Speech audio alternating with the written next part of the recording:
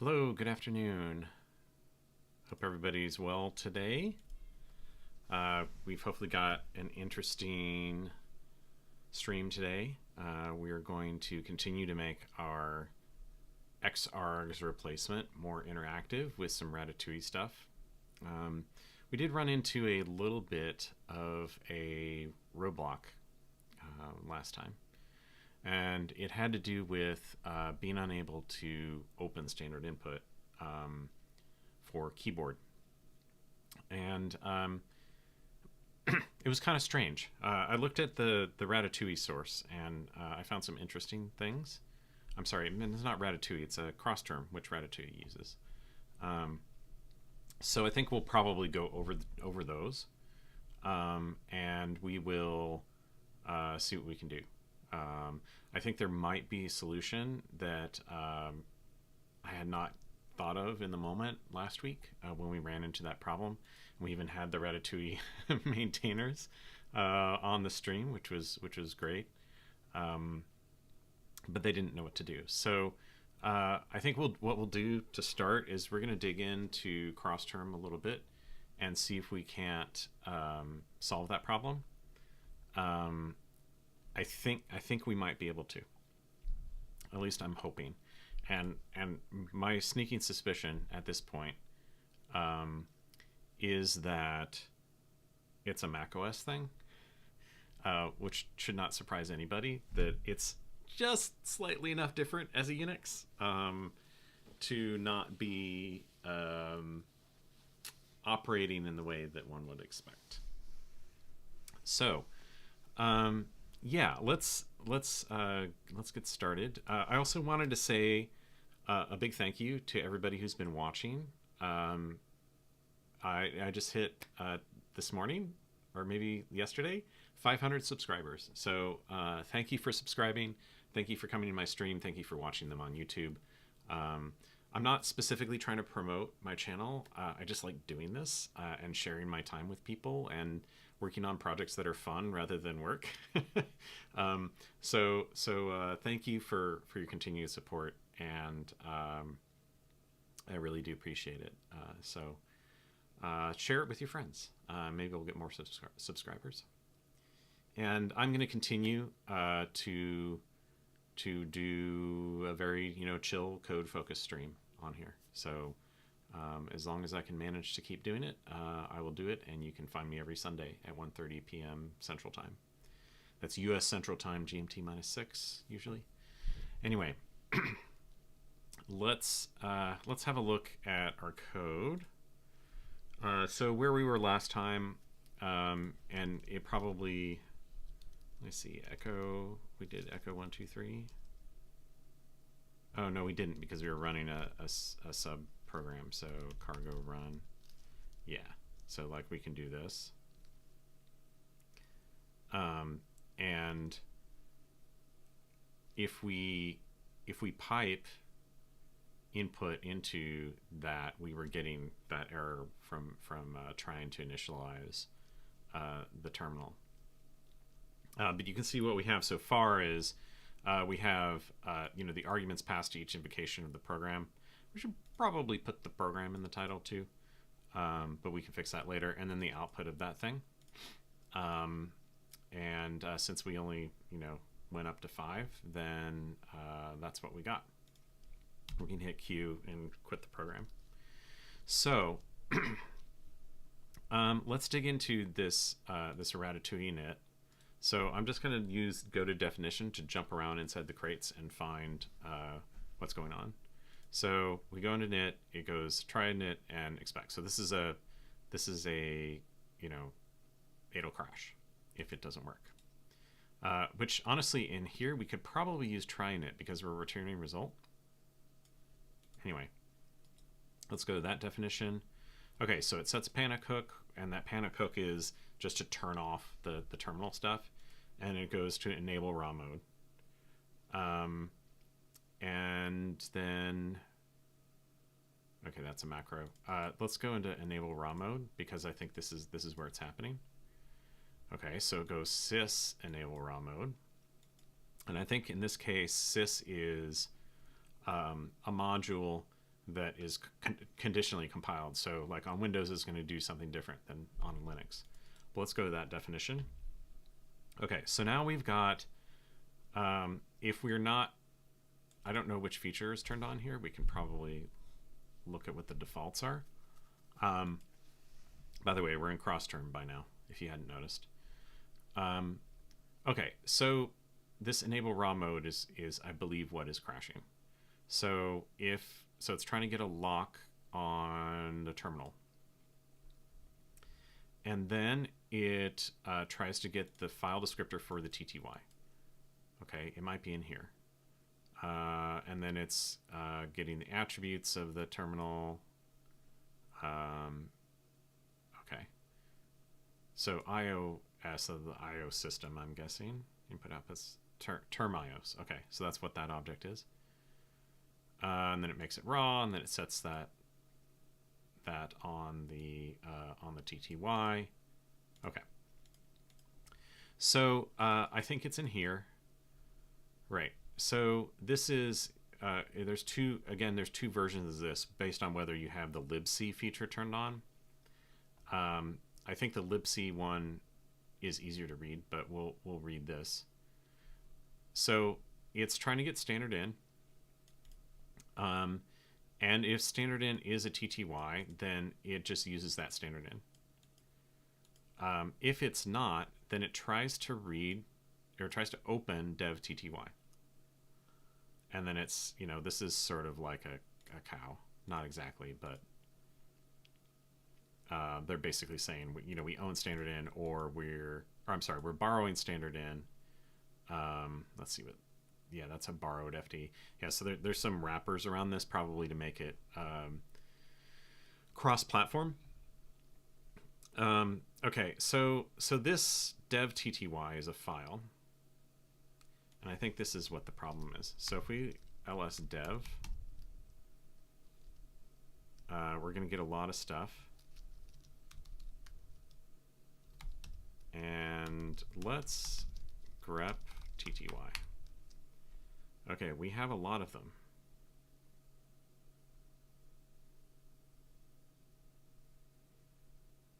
And there's the TTY. And you can see, well, that's like some headphones I have. That's weird that they have a TTY. Okay. Bluetooth. So why would we possibly not be able to open dev TTY? Because I think that like the error we were getting, and let's go back over here, and yeah, we've kind of mucked this up by having an input program be spawned separately. Yeah, it could be a permission issue. Let's do dev TTY. LSLA. It's root.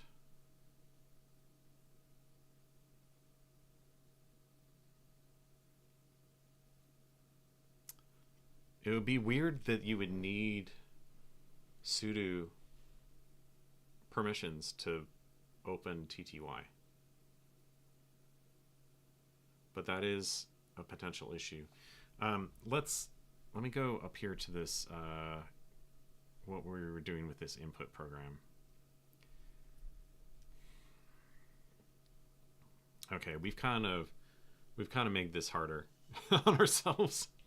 Yeah, it is just a thought. Like this is owned by 00 root,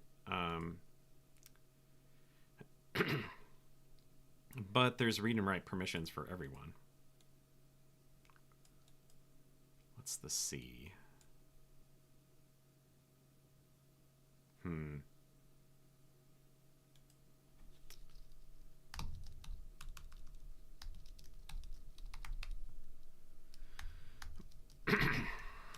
See if I can get anything else. Nah, it's just giving me the same output.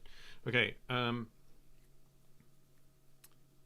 So I think I need to uncouple this,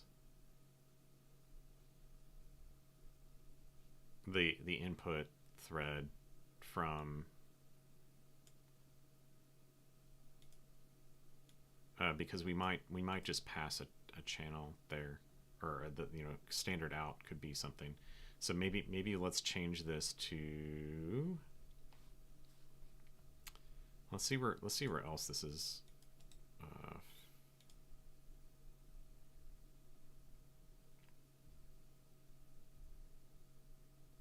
Okay, we're up here. Run. Okay, so spawn input process takes input program. I think what we could do is, instead of that, let's change this. Let's first rename this to input, and let's change it into a standard IO read. And let's jump to that and rename that symbol input, and we're gonna, actually this needs to be like impl, right? Because it's generic. Well, all we care about is the oh, that's why we passed in the whole program. Were we joining that input program? No.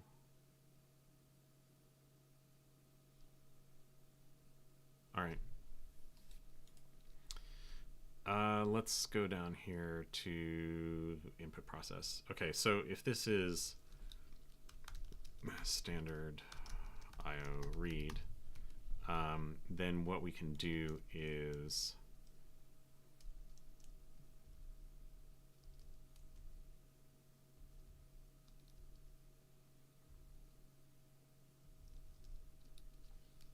just do input.read to end.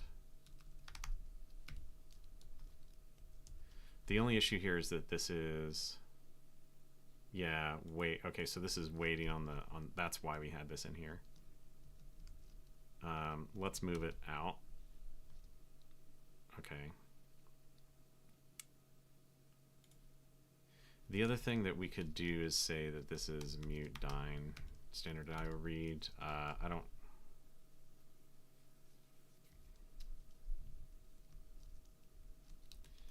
know if we need to pass, I guess a mutable reference to something that is IO read would be all right, what's wrong here? Yeah, it's not send. Can we do plus send?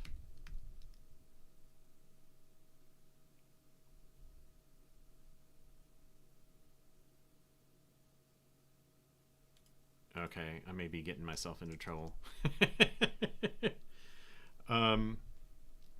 Yeah, okay, that was not so great. I wanted to just pass standard out.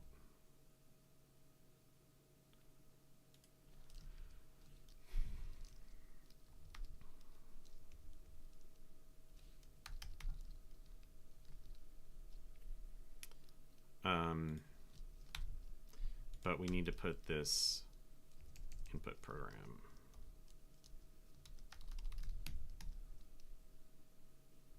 And that needs to be mute there, so we can do that. Okay, what's going on here?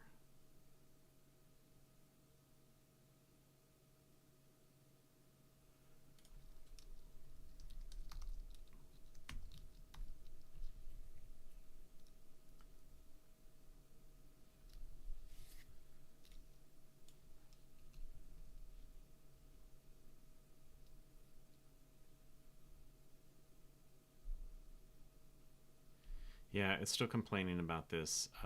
It can't be sent between threads safely. So maybe what we should do is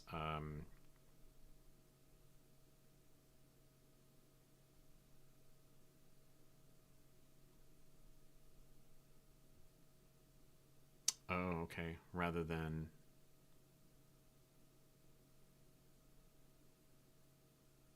take to partially moving the child in this block yourself with calling find it. Okay, so let's do that. And I think that there, if we do, if rather than this it's child standard out, that can be moved. And so we'll have to go up here and change this to, this is child standard out. And now we're just down to warnings. So we've kind of uncoupled that, which is good. So now it's just a stream, and I can optionally turn this on and off. So what I'd like to do is set just child standard out. Can we get it to be something else?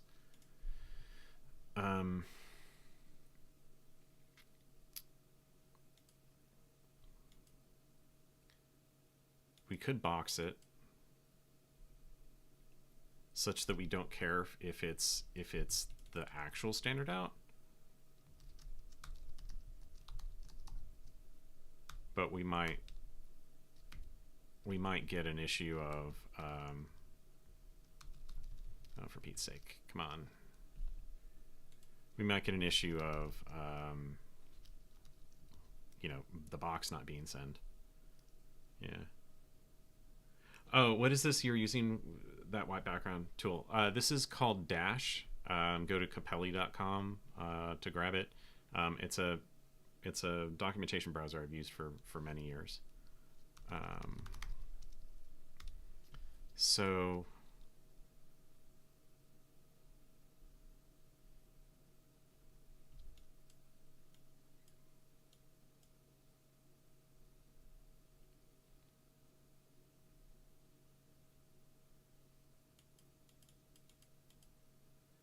yeah, I mean, this, you know, it implements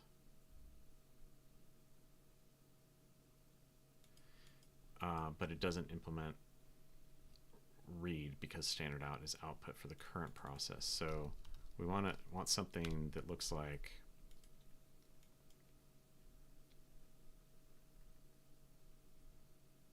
standard in.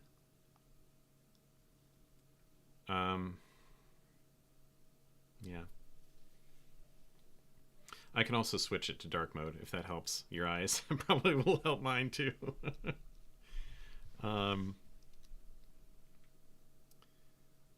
Okay. All right, let's just try. Let's see, how could we do that?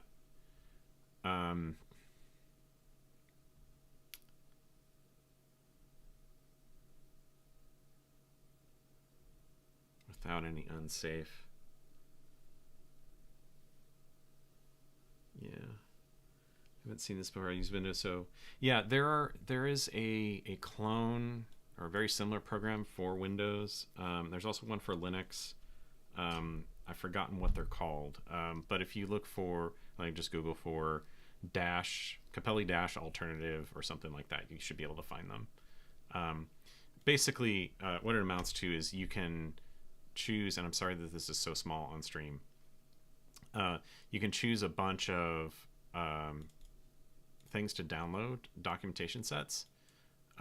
Essentially, they are SQLite databases.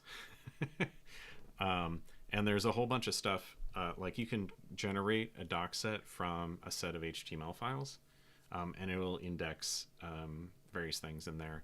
But for the most part, if you're sticking to things from package managers, from standard libraries, it's pretty good. So, like, you know, I can get Go doc sets, I can get Hex, which would be Erlang Elixir and Gleam, and so forth, and Rust ones obviously from xargs.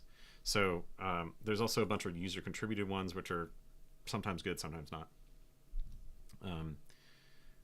But yeah, there's even one that I have installed that will read your local man pages and present those man pages in the documentation browser. So it's pretty good. Okay.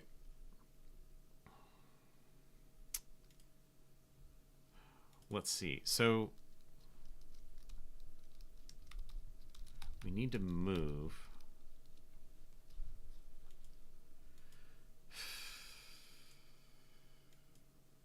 I think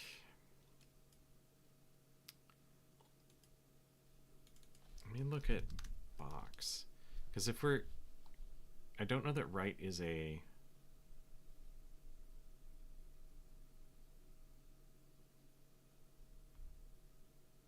Like, I want to see if there's any constraints on send for box. Because if I can do box dine, right, then I should be okay. Well, the documentation's not helping me here. How about we just try it? So let's say box new. And then we're gonna, up here, we're gonna say this is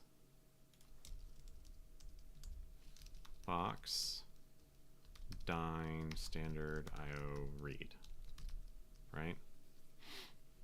And then we'll do that down, sorry, it's easier to jump to it. Okay, and let's do box dine standard IO read. And if that's not send, I would be concerned. Okay, so it's saying it's not send.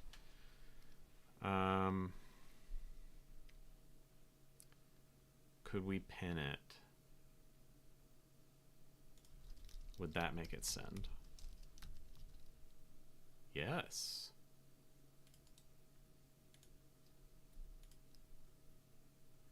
Okay.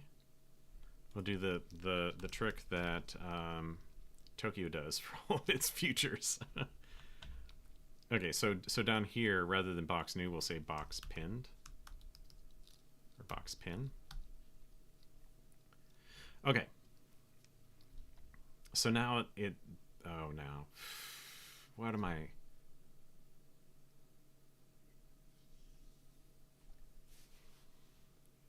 Required for standard pointer unique to implement.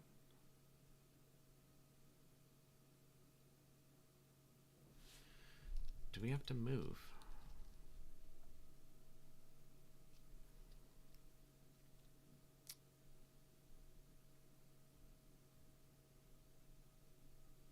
Maybe pin's not the right thing.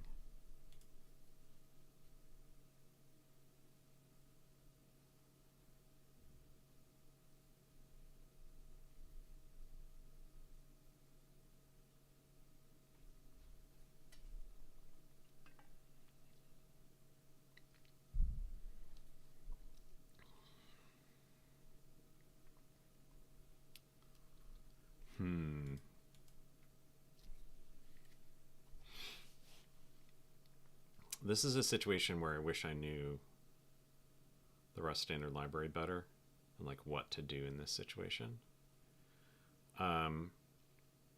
The other thing that I'm thinking we could do is rather than pin, could we do arc mutex?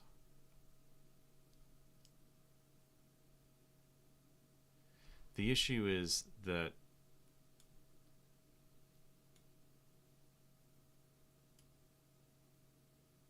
we could arc clone it in here.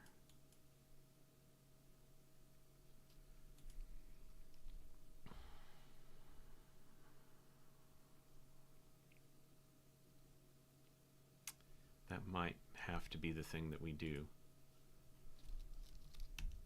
The issue though is like, obviously you would not be sending the actual trait object between threads. You'd be sending the arc, but is that sufficient? All right.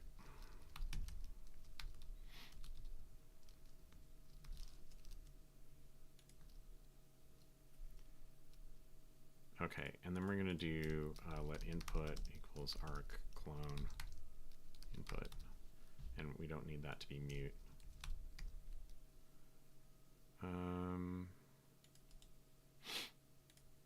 Import that, please. What's wrong here? Too many? Oh, well, I've got extra right there. Okay, so this needs to be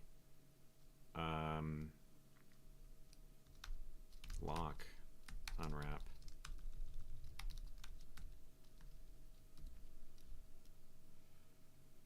type must be known at this point.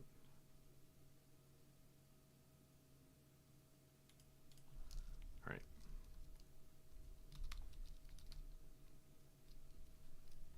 Why does this not know? Okay, well, let's make that a reference to an arc. That's fine.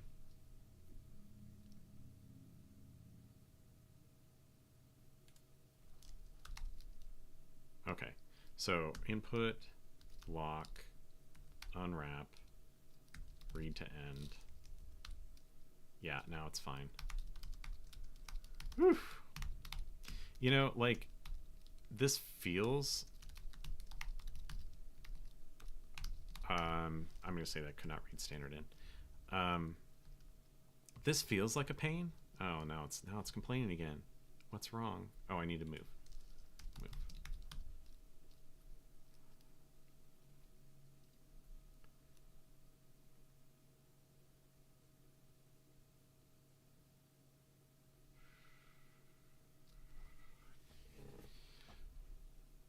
Okay, I think it comes down to we need a concrete type.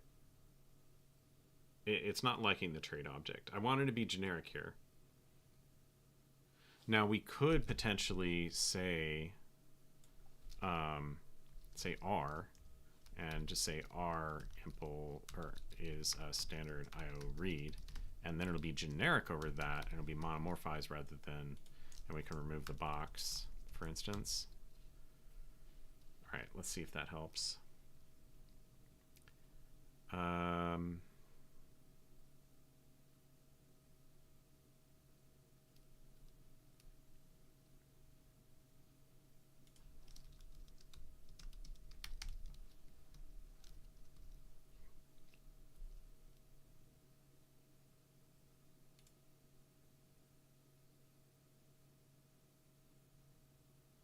R cannot be sent.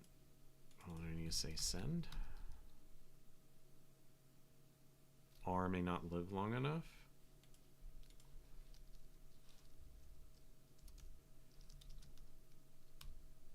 I'll just say it's static. Then it lives long enough. For Pete's sake. Okay, so then it becomes, can we satisfy this? My goodness. Okay, so we're gonna have to put this bounds. I'm wondering if this is just gonna be a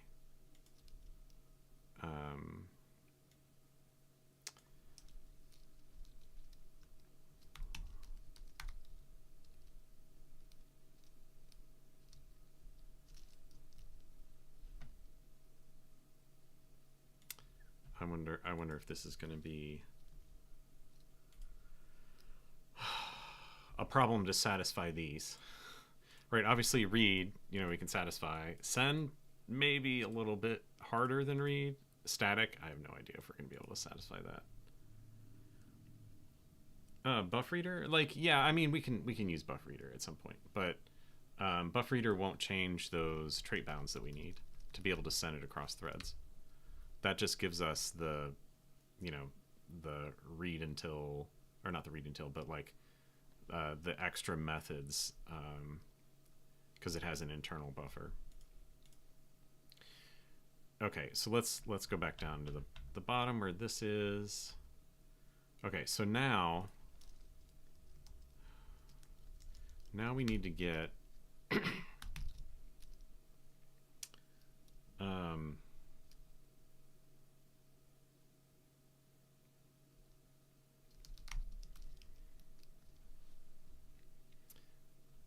and then here we will let's actually go ahead and put that in there. Arc new, mutex new, and then we're putting it around there. And then the question is input.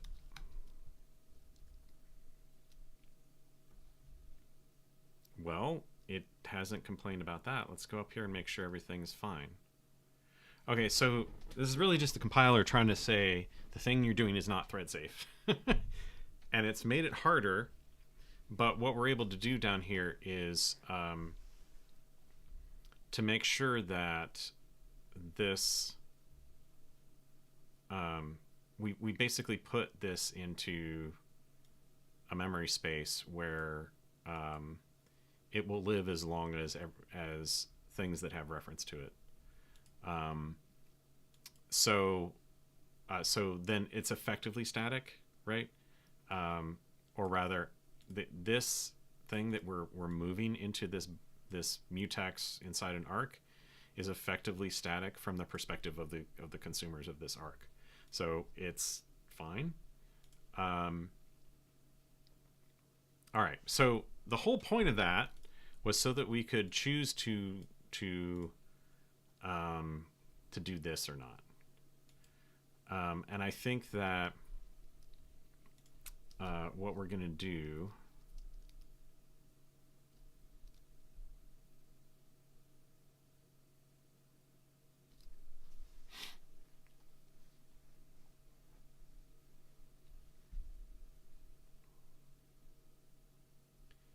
let's make a command line option that's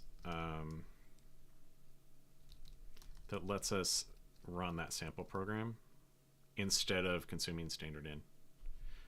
I want to get back to the point where we're triggering that issue with cross term. That's the whole reason we're going down this route.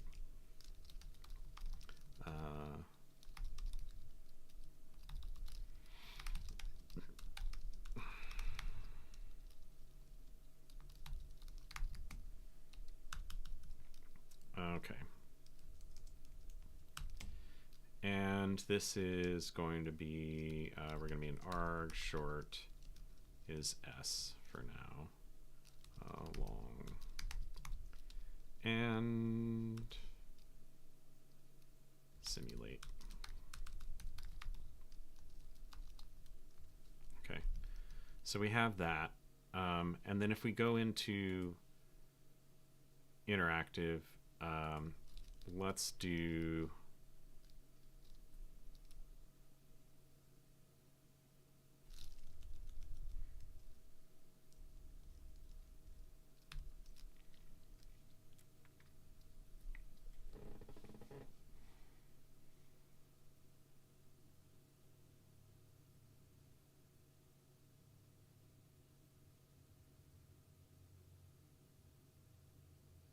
we're gonna have to restructure this function.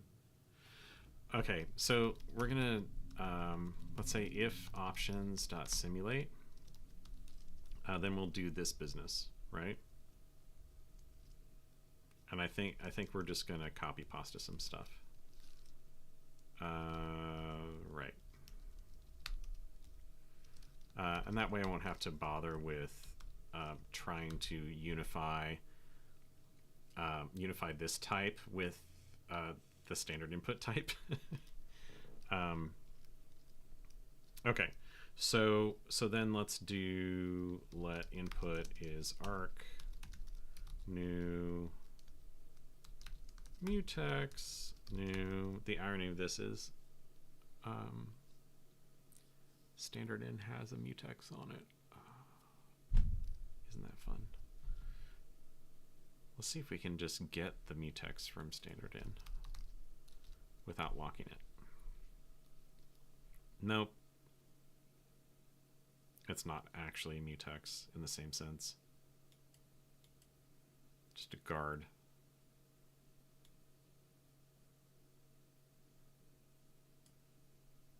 Okay.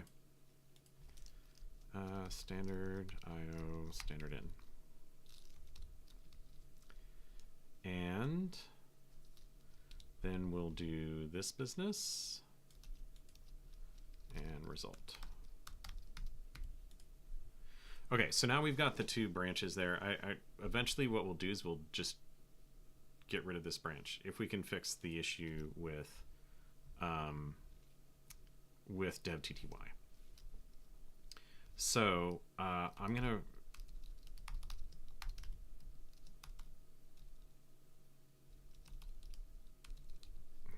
did we do a short one for that? -I. Oh no, it was mode interactive. E mode interactive. And let's do -s and make sure that it still works.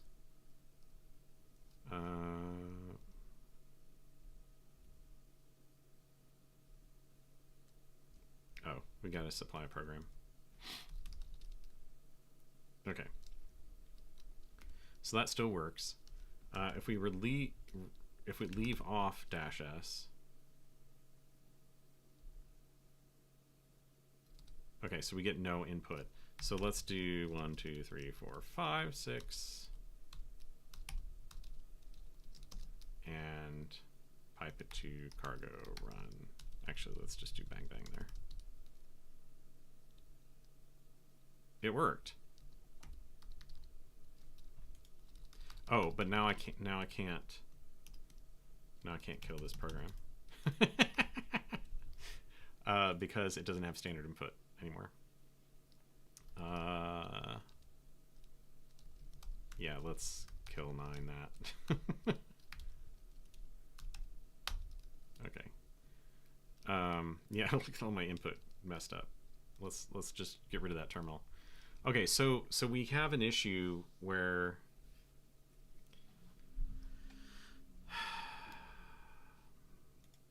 you know, it's weird. I don't know how it was working last time that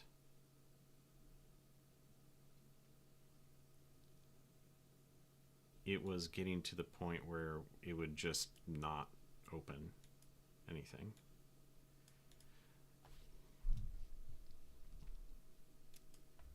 So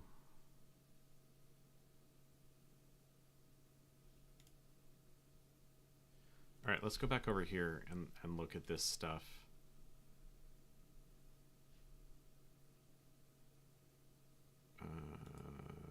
Right.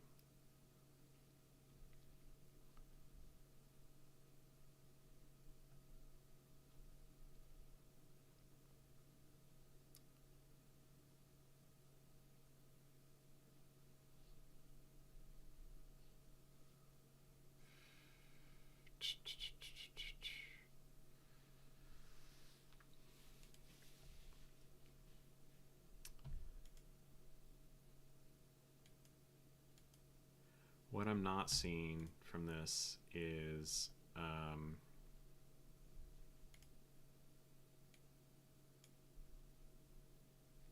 our input going to anywhere.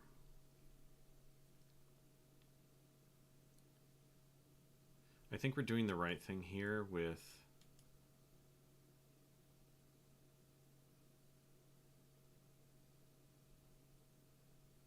capturing the standard in, because that's ultimately what we want to do. You want to be able to like run a program that may or may not produce its outputs immediately, and then feed those to invocations of another command. Like that's the whole point of this.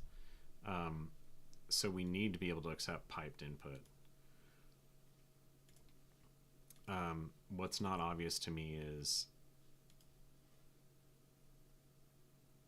I guess let's go over here and see what this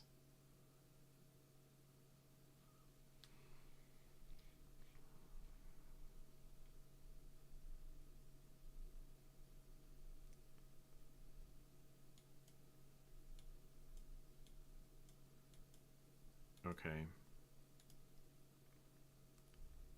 Let's just see what this is a TTY does. Okay, so it does a syscall. Right. And C is, yeah, libc, basically.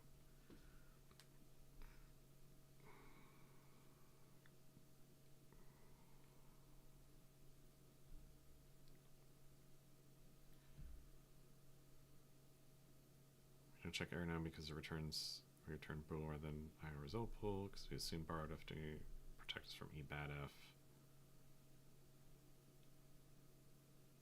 Probably be in it, assume it's not a terminal. Right, so like I think that this is pretty convincingly figuring out that standard in is not a terminal.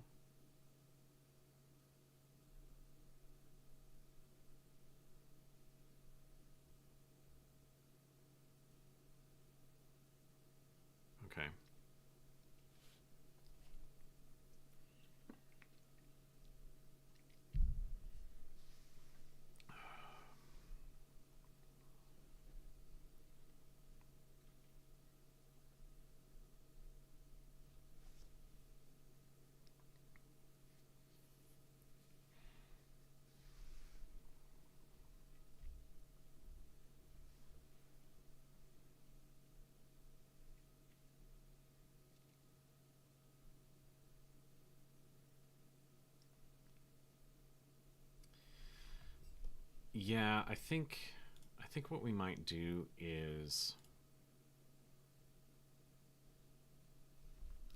do try it here.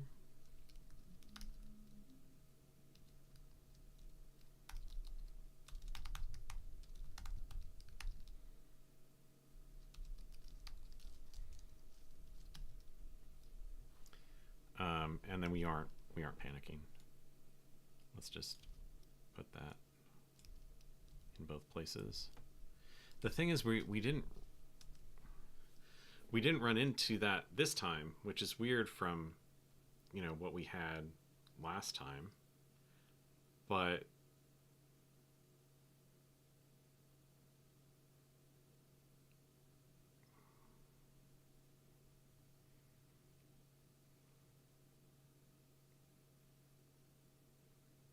then the input couldn't come through. So like there was an issue with the TTY not receiving input if we have it piped in.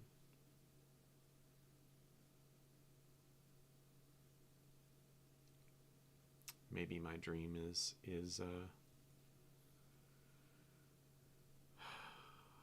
lost here.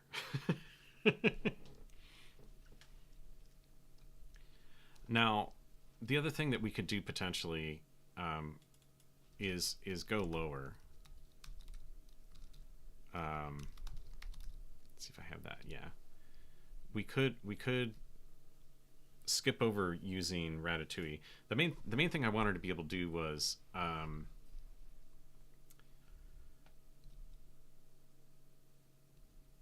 to be able to draw things in a way that you could like expand output or collapse it, possibly by hitting spacebar, and you know, page up and down, and we would figure out how many to display on each screen, and you could, you know, flip through the input.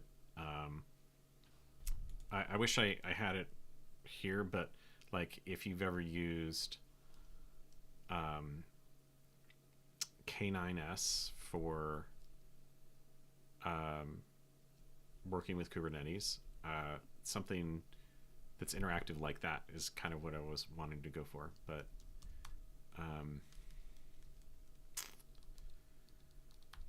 we may be up against the fact that this is just not possible.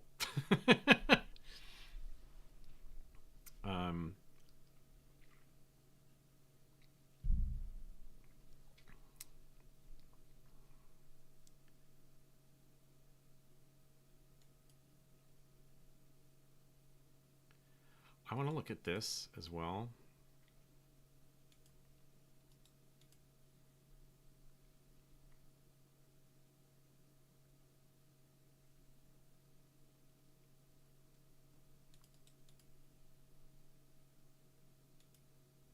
Internal event reader. Okay, so this is a...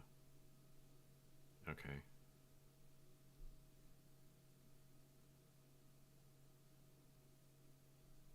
Yeah.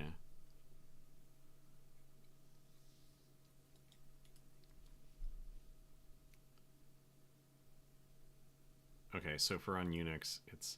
So maybe there's something to do here that we can get around with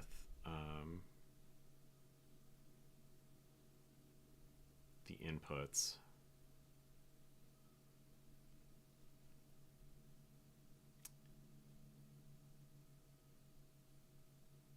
Yeah, so it's just calling new. Okay, so this, it's getting the TTY, right? To create the event source. So it should, in addition to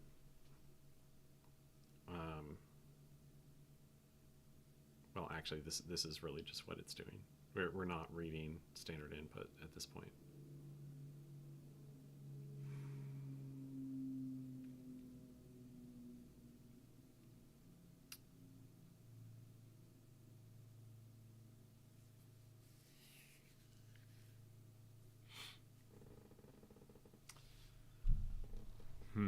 Let's see something.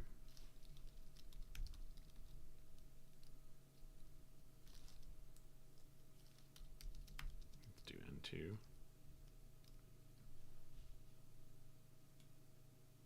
Okay, so it's responding to the what I was trying to see here is if it's causing a redraw of these borders when I change the window size.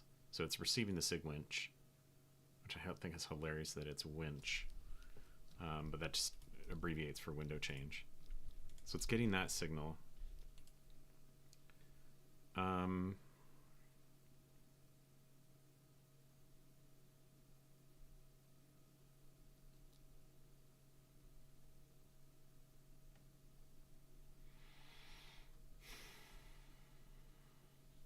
But it's not getting my keyboard strokes.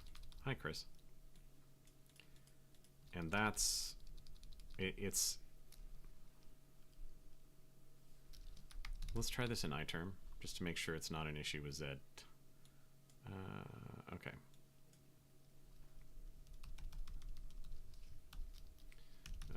Code args. Okay, so we're gonna do echo. Yeah, here we go. Yeah, so basically this terminal is host. I can't do anything with it.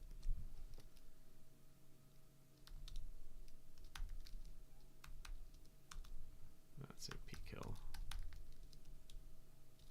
Target debug args. All right, we're gonna kill those.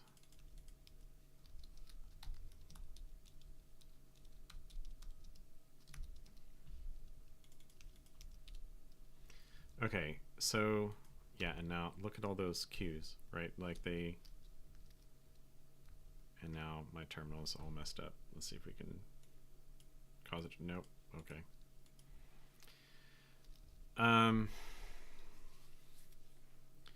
So something's going on with, yeah, look at all that.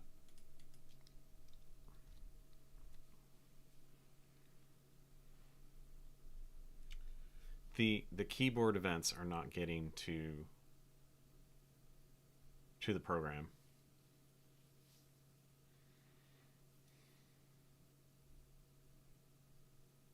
If we're piping input.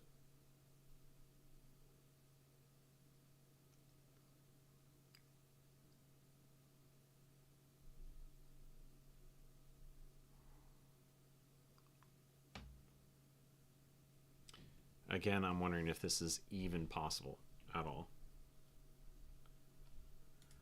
Oh, Chris, you know, it's actually pretty good so far. Oops, whoa, that's not what I meant to do. Sorry, folks, you're seeing OBS. That was completely unintentional. I was trying to get the, there we go. I was trying to get my editor back to the right size. Yeah, so the problem we ran into last time when we were piping into this and then going Ratatouille, you know, in it, is gone. For whatever reason, I didn't really change anything. We did change how we're passing the input. Like we're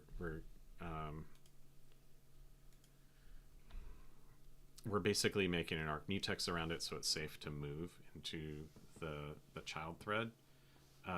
But we're not, like now, if we're piping, so if we're taking this branch,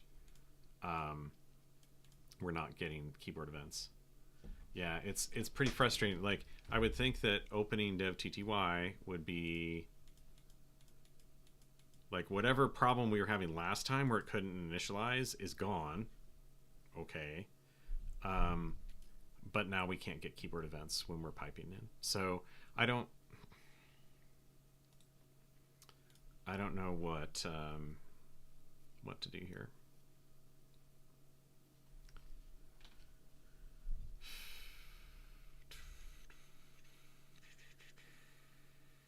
All right, let's go to Ratatouille RS and see if there's or maybe is there a website for, let's go to docsrs and look for cross term. There might be something in here that can help us with that. So, right, okay. Not caring about that exactly yet.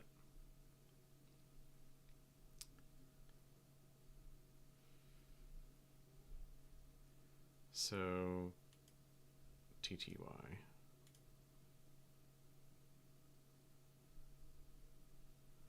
Rather than having that command line flag, we could use this, I suppose.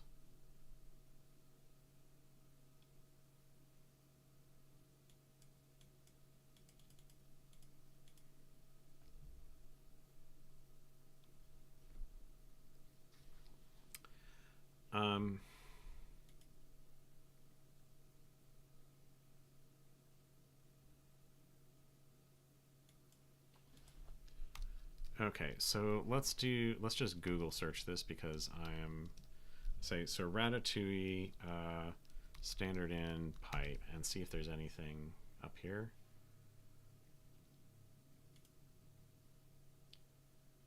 Okay.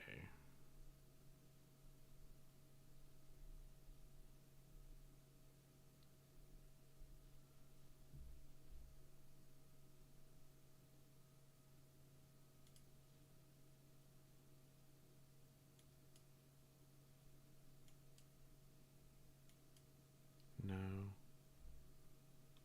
Thought that was part of the...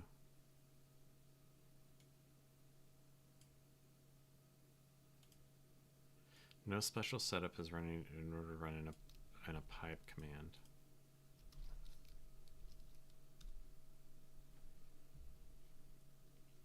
Oh, that's just... Yeah, that's just output. Like, are we using standard out or standard error? No.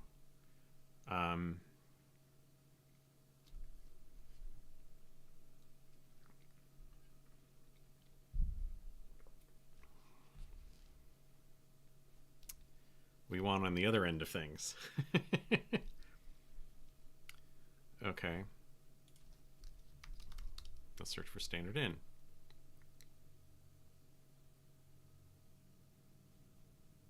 I mean, maybe this example will help.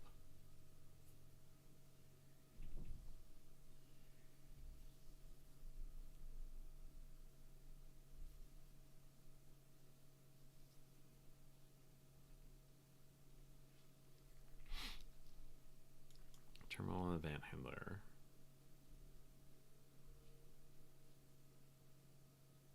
Okay.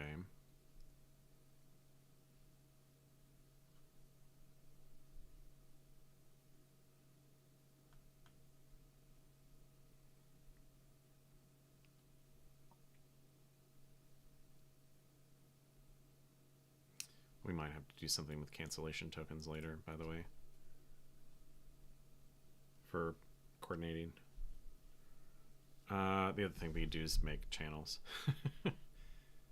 and just have a select in every thread. I don't know if this is telling me what I want to know.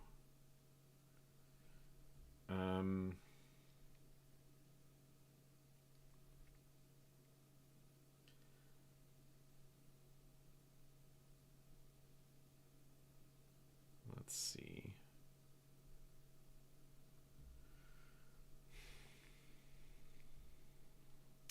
If anyone in the stream happens to know what we should be looking for, that would be great. Otherwise...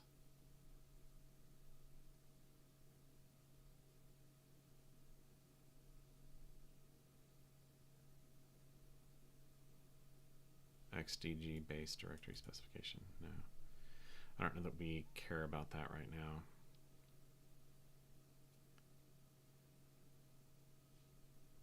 Maybe we will eventually.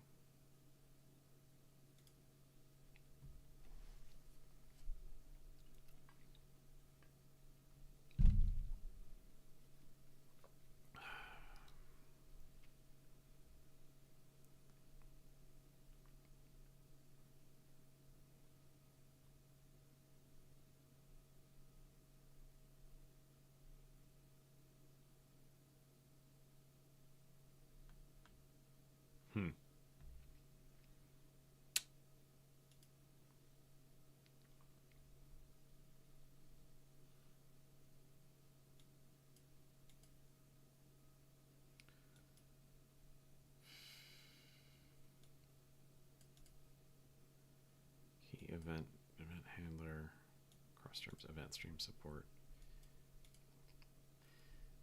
Yeah,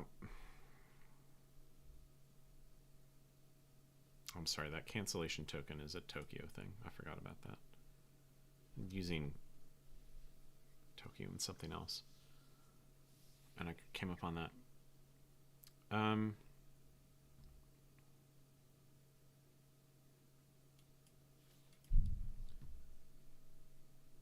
The thing that we might want to look at is to see if we're getting any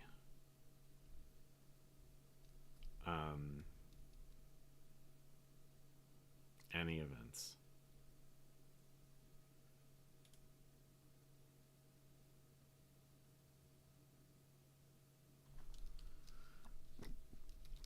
This is not going to work, possibly until we kill the program, because it's in ROM terminals in raw mode. But let's just do this.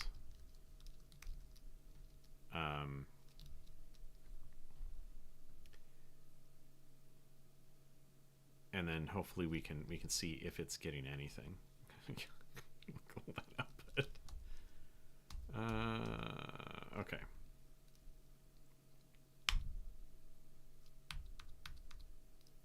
And now I'm going to have to go over to a new terminal and kill that one.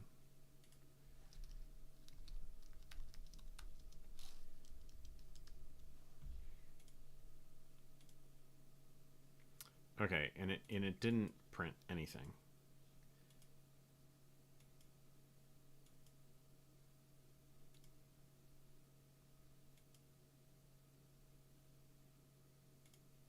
Which makes sense because we got all the queues here sent to the terminal after the program exited.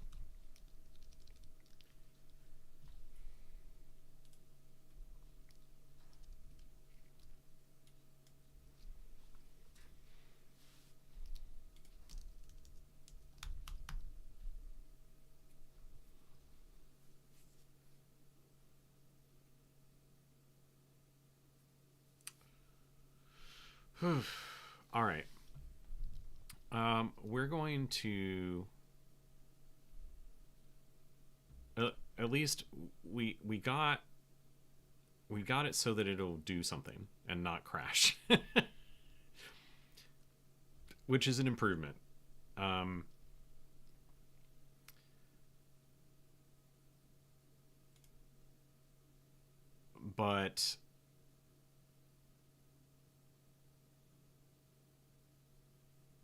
But I feel like we are getting too stuck on this particular problem, when what we could do potentially is make the command more robust, such that you can say, here's the command to spawn as the input, and we'll just work with the simulate by default for now, so that we can let's give it some more inputs because this is ridiculous, so that we can work on the layout part. And maybe I need to do more research on the implications of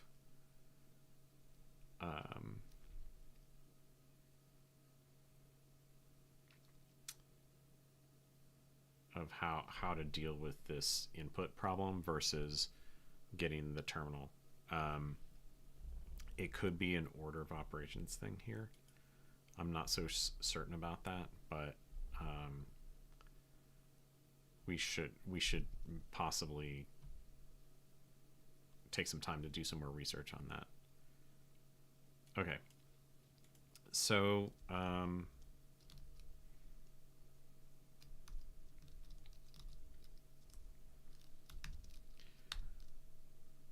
okay, so now we've got some panels.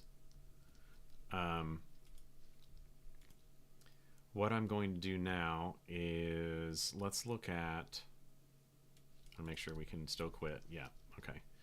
So let's look at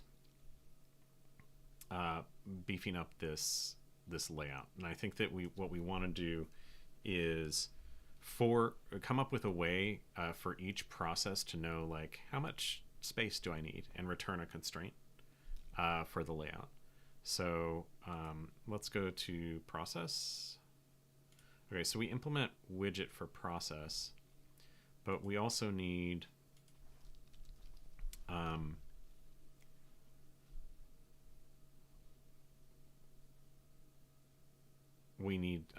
to give it an ability to make a constraint for the layout. So note we just did like here. We just did 0 to processes.line map and give a max 5 lines for the constraint. So actually what I want to do is go self.processes.iter map process constraint. When we say layout constraint. And then we'll make font layout constraint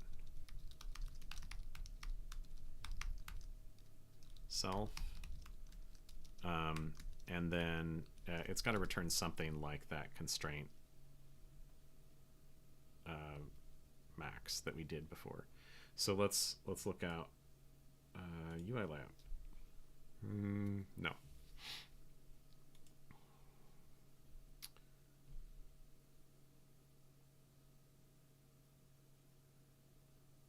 Okay, so layout struct. Right, so we were setting constraints, and it's like it's this sort of thing. So let's look at that into constraint.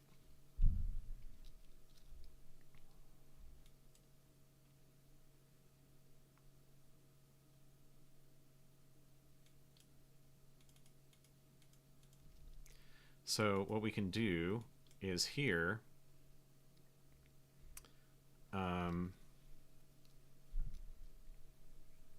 we can potentially give based on the process status and the number of output lines, right?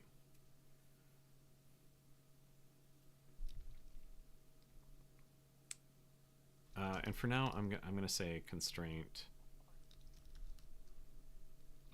max, and we'll just do the same that we did before, so that we can get, and this returns a constraint,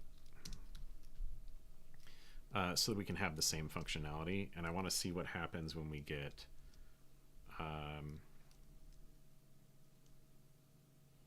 yep, here we go. Okay, so 1, 2, 3, 4, 5. Let's see. Yeah, so I think the 5 includes the border.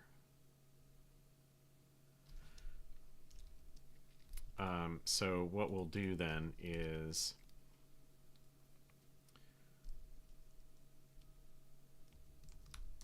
let's kind of introspect what's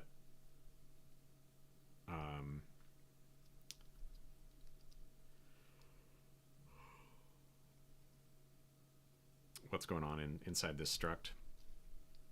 Okay, so let's say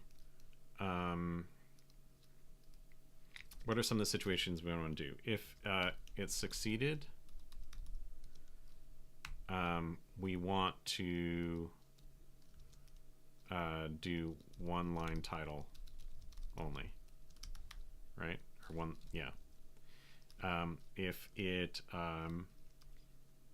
is, so if it's failed or unfinished, up to 5 lines of text.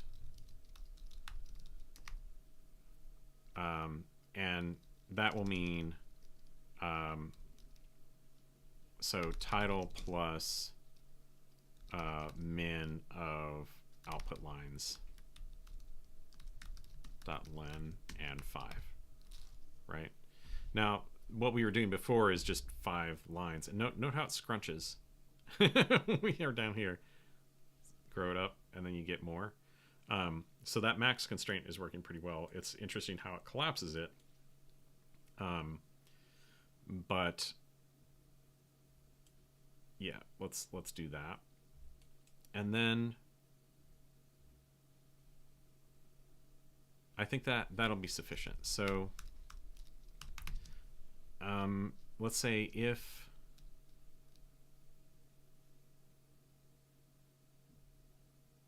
self.status is some success, we could probably do better than that, but then let's do constraint length 1. So we only want to render the title in that case. So that's our first condition. Move that up. Okay, so if it's failed or unfinished, we want to display up to 5 lines of text. So we're going to have,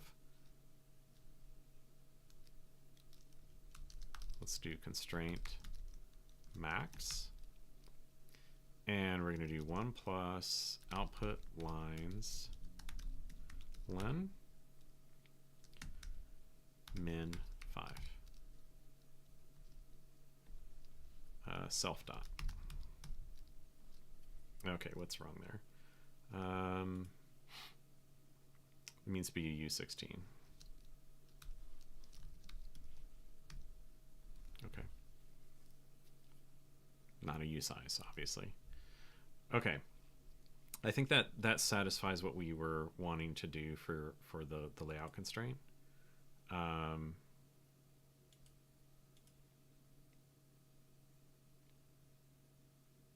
Do I not implement partial equal on that? I do not.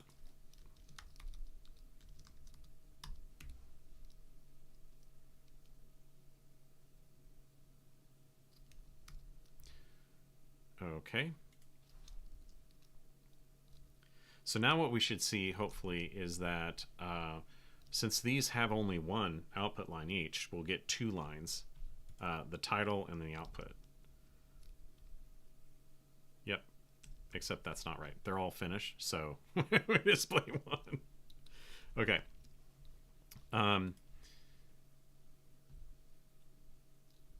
So now the other thing is that we might want to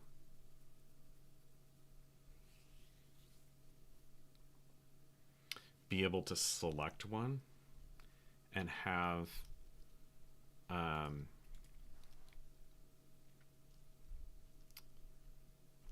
that be change the constraint.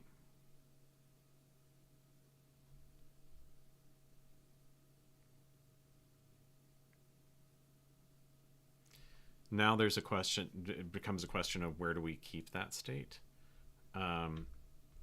It feels like it would be useful to put it in process.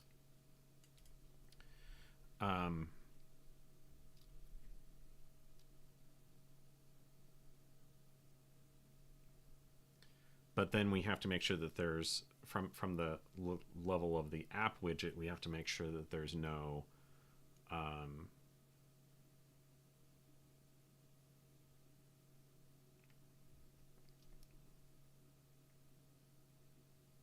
that there's not multiple ones selected at a time.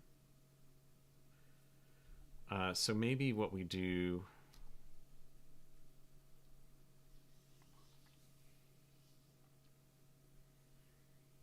is we could pass selected to it, right?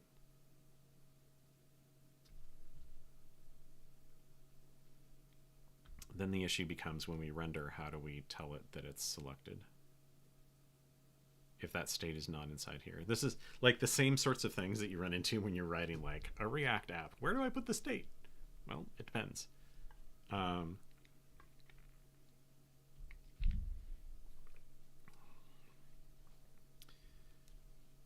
And we're starting to get to the point where this is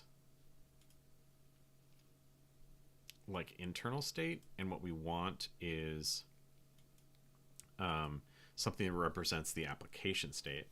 Yeah, in the simplest place possible until that doesn't work. Yeah, exactly. So let's figure out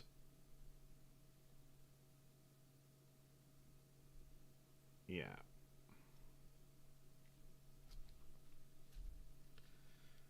Right now, it's just a vec of processes and whether to exit. Um,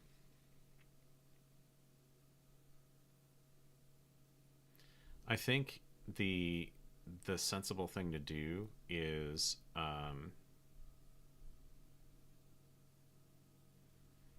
so we're pushing into processes here.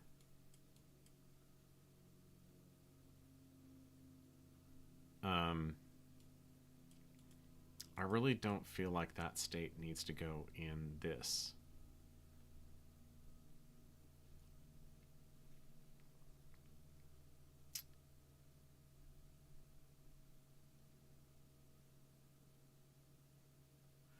All right. Well, let's put this in the app, and that implements default. So that will default to 0, and then we'll handle this in the app draw, right? So, and we can handle the keyboard event, right? In the app handler for that. Okay, so where are we? So this is fine. I think what we'll do is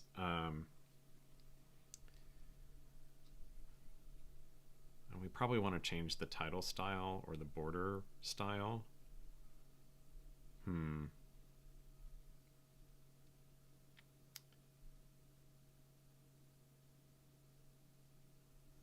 All right, well, where's the impl widget for app? Here we go. All right, so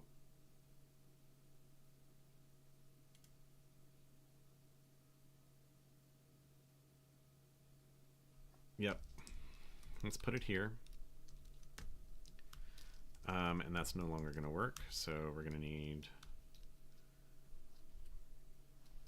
that's going to be, I think the index comes first when you use enumerate.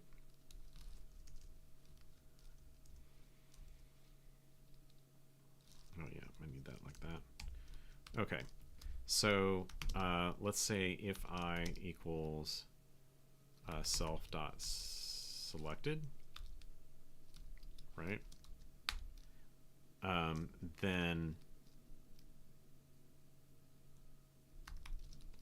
Then we'll do basically this.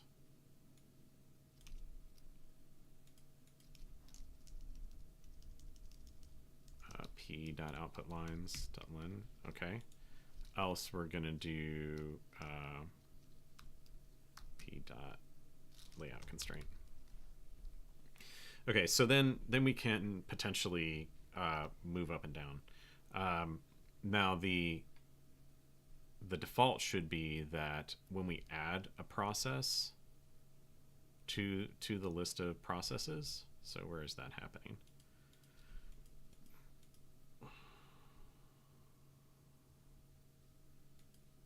Right, so here we're doing all this stuff to spawn the child process. So here we've pushed self.selected. We should add one to that, so that we're always selecting the last one. And that way your last one on there is always showing output. Now we're not going to be able to see this because it's too damn fast. But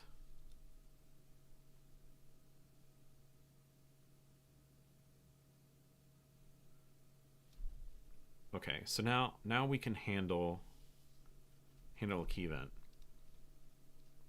And these were examples of what we would do. So let's do key code.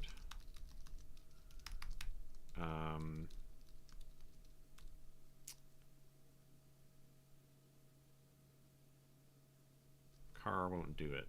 What do we want? So like, let's do key code up. I think I want to put this on the outside because we only care about key presses, right? and then we'll match the key code. And I don't have to put that guard on every single branch. So let's do self dot selected equals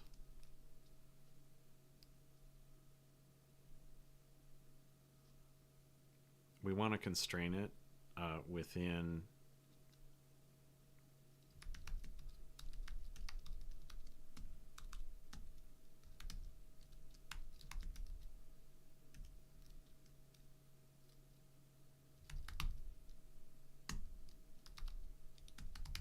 right? Except that we want to do maybe not min, maybe we do saturating sub. Yeah. Because we want it to bottom out at 0. Okay. And then we'll do the same for down. Except it'll be saturating add.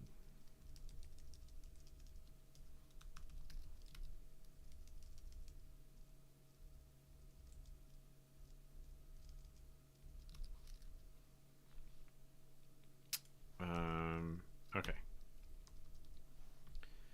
So now we need to have a way to show which one is selected other than are you displaying the lines. Now probably what we could do is say, since we are selecting the last one always, let's test this and see if we move up and down that it selects one of the processes that has already finished and displays the output.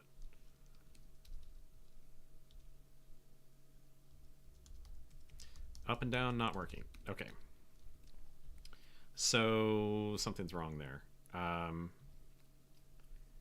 Let's go ahead and in the render for app,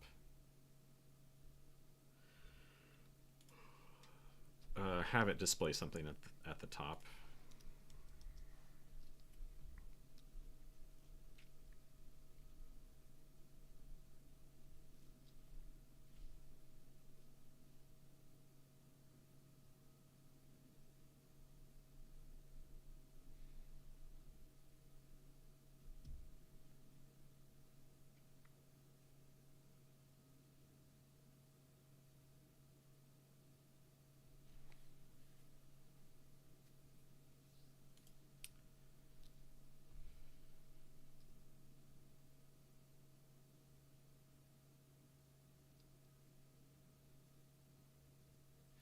I think we could do like some constraint length 1 chain. If you didn't know, option is an iterator. Or maybe I could do standard iter once. Yeah, that's better. So what I'm wanting to do is make a line at the top, which is just the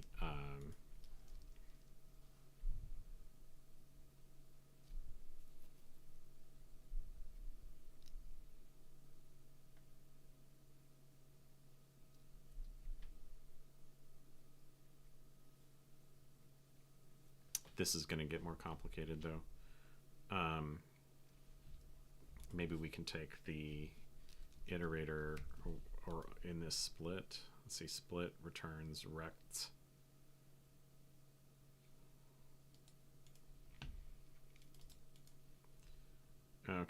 Okay, so which is an RC over a slice of rects. Hi Isaac, welcome to the stream. Okay, so I basically what I'm trying to do here is to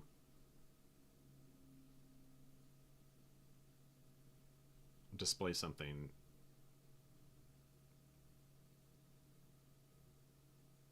at the top.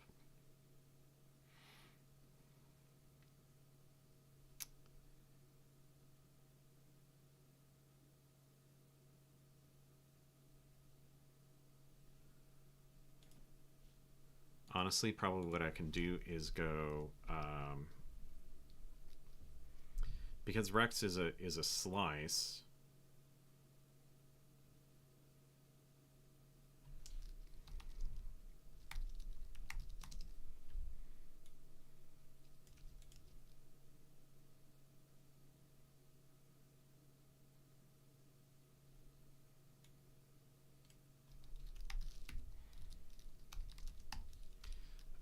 What I want to do is take the first one. So I'm just going to use next. Let's do.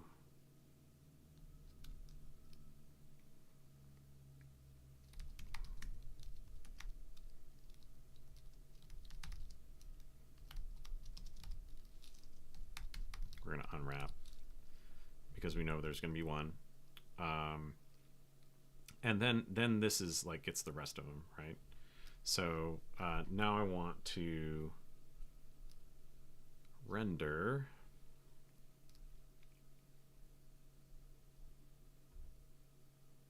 we'll just make a paragraph.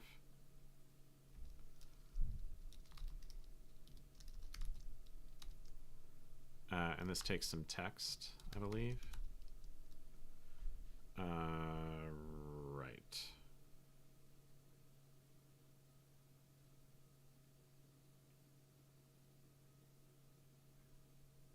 So we can probably call into on it.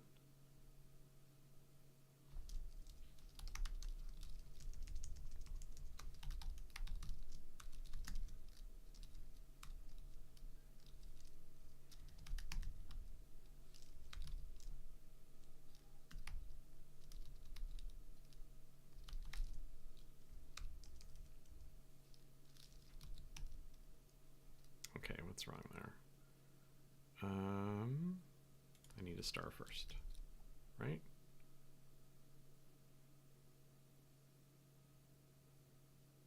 Okay, it doesn't like.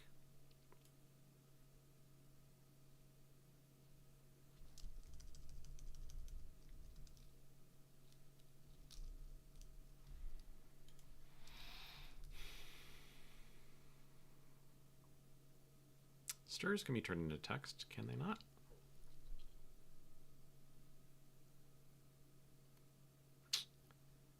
Fine.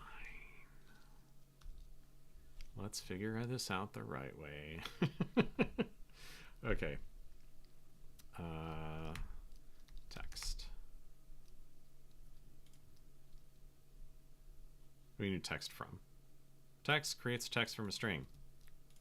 Why does this straight into not work? Okay. Well, we'll be explicit about it then.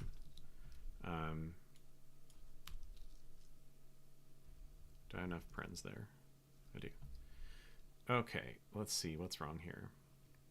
Temporary value dropped while borrowed.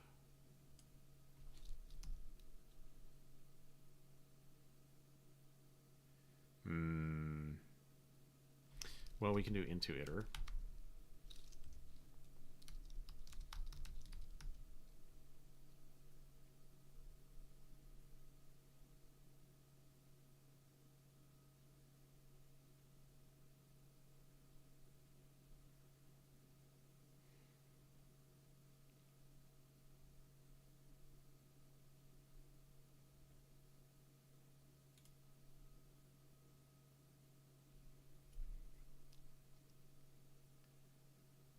Dropped while borrowed. That says it's used here.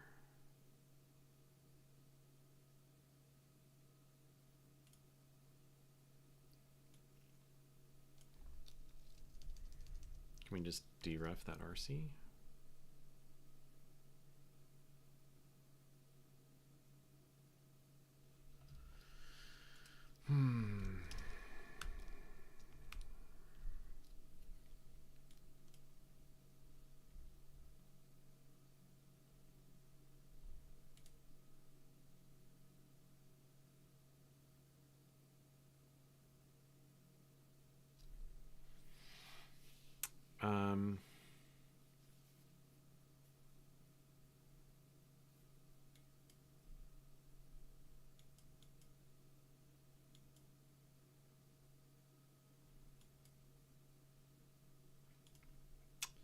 The thing is, this layout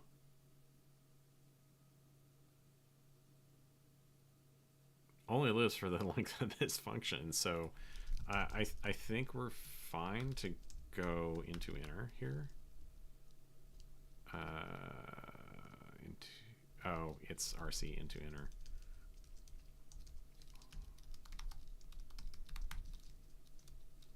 Unwrap. And we're going to need to import that. And now what's the problem? Okay, so this should give us...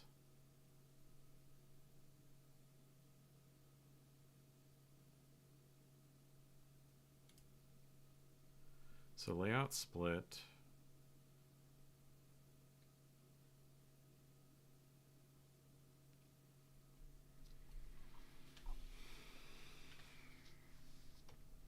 This restores the result of the computation in thread local cache. Keyed on the layout and area. Okay, that's probably not good then, to use RC into inner.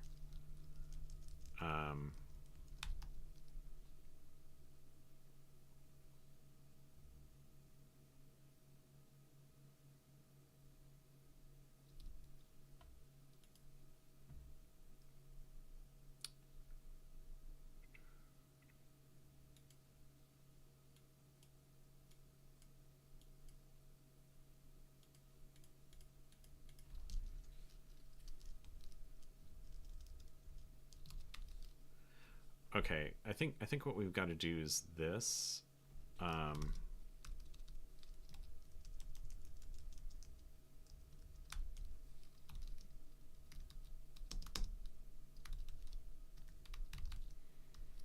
then we're going to do this areas, and this needs to be mute. Basically, we need. Thanks so much. We need this to live long enough. And this needs to be areas. Yeah, there's the solution. I don't know why I was making it so hard, but I was like, you know, just give me the iterator. But the issue was, it's like, oh, well, you've created this RC and you dropped it immediately because you turned it into an iterator. Rust is being very helpful there. Yes. Okay. So now we should hopefully be able to see which one is selected. I'm pressing up and down. Oh, that's interesting. Something's wrong in our computation. Okay, so yeah. All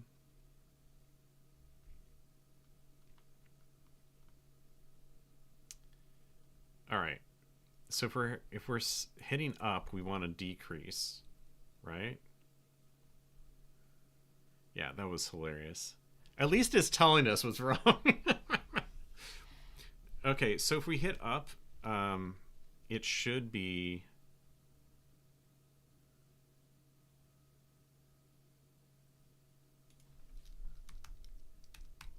like, we should... and if we hit down, we should never go...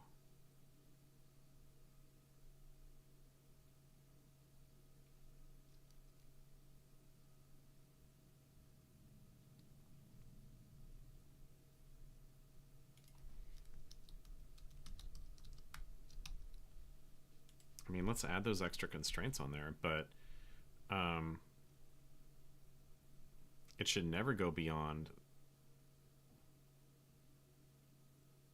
except it should be self processes length -1, right?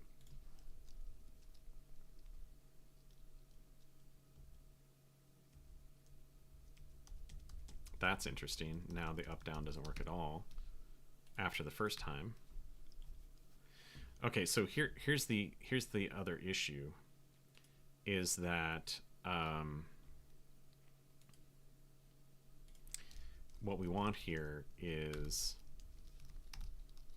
not +1, right? So we're updating it to be the last one. So what we should get here when we run this now is it's 4. It jumps to 0. So the other problem here, oops, not in that file.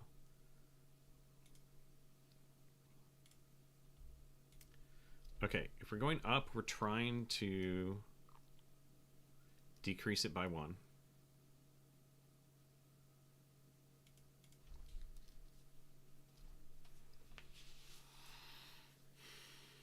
If we hit up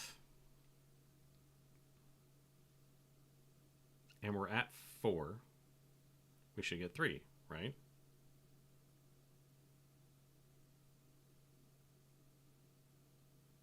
What is wrong in this calculation? Are we getting a bunch of key events?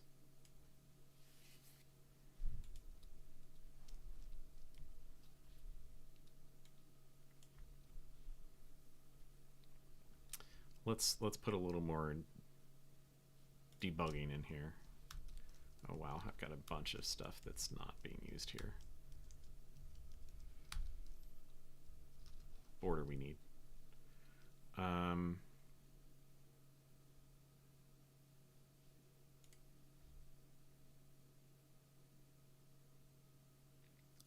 let's go fix that real quick.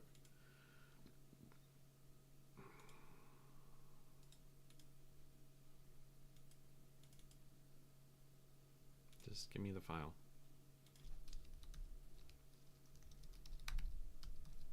It doesn't matter what it is right now. Okay.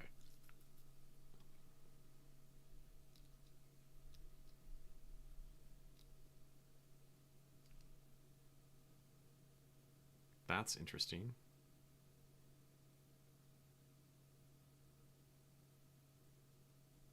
Okay. Okay, so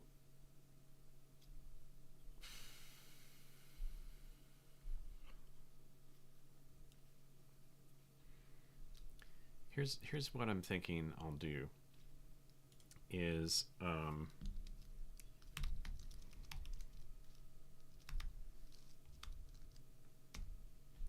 we're gonna do something really stupid, but I want to see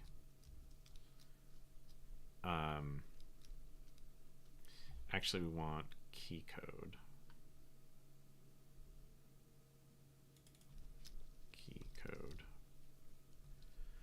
I want to put that in the in that first line as well, so we can debug some things. So I'm going to here.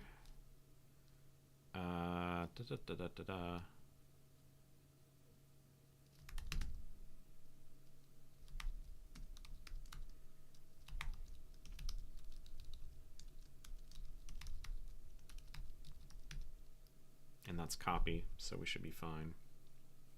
Okay, so then when we're down here rendering, we can see what keys were pressed. Because what I'm wondering is it getting like multiple presses?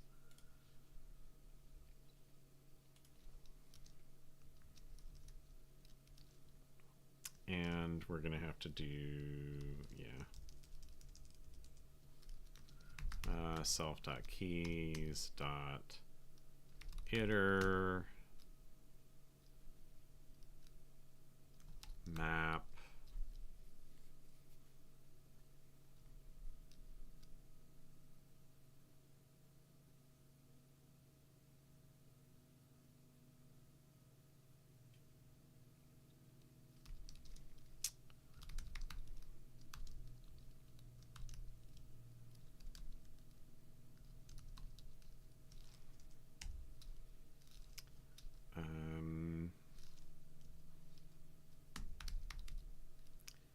intersperse.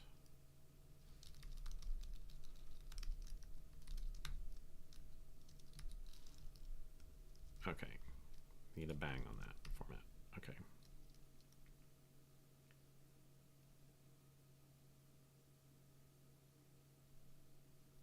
Key code doesn't implement display, it implements debug.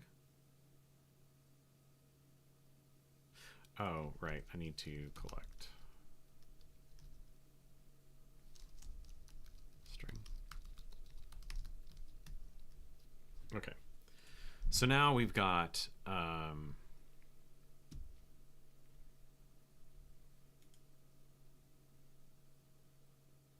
We should display the keys that we've pressed. Up, up, down, down, down, down. So this is good. We're showing A, B, Q. Okay. So we're displaying what we're receiving. So we're actually receiving the events. That's good. But our logic is wrong on that up and down selection. Okay, so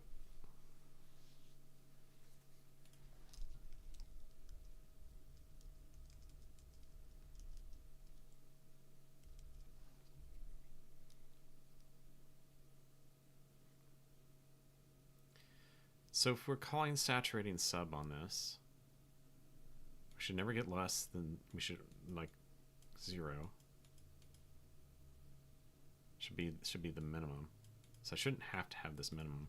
What if I remove this? Because this is always decreasing.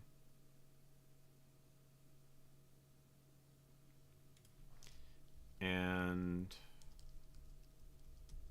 we don't need saturating add, because if we outgrow U size, we've got real problems that are bigger than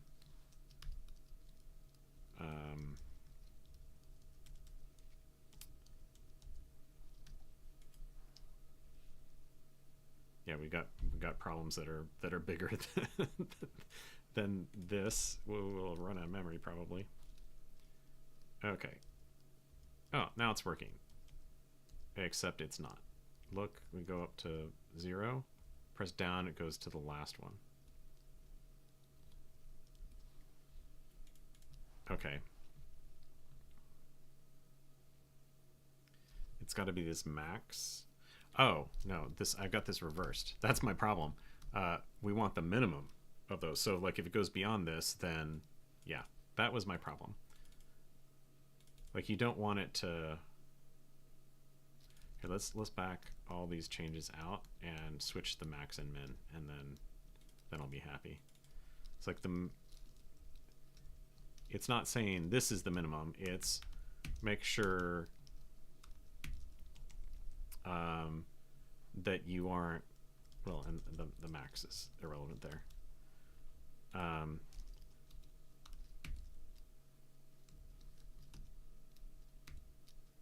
Right, and that's unnecessary because we're adding, so we'll never hit 0.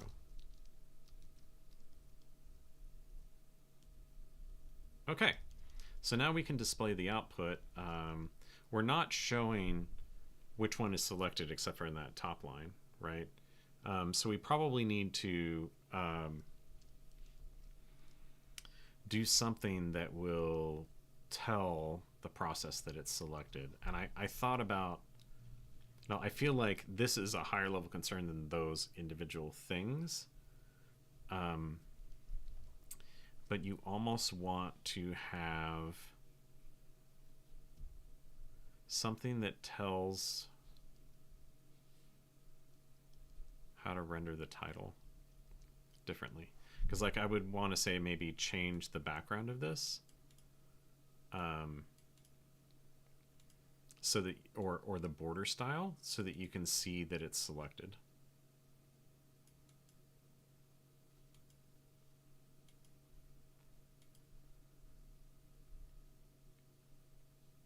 Okay. Making progress. This is good.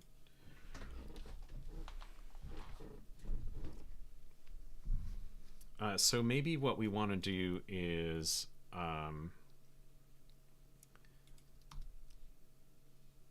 first let's see if I can handle these. Clippy, extend, use of extend instead of append. Oops, that's not what I wanted. Here, just show me that line.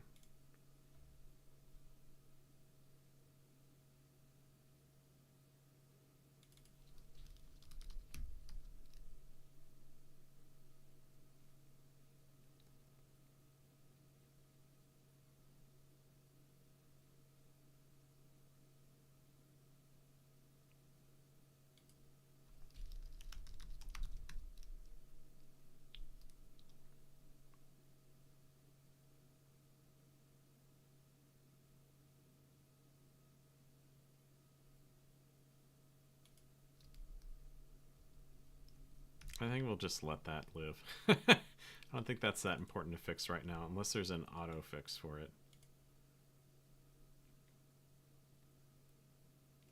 The thing is, we want to drain, though. Does append drain that? It must. Oh, moves. Yeah, okay. That's nice. Okay. Okay, and these other two things we don't care about that much yet. Okay, so we've got up and down.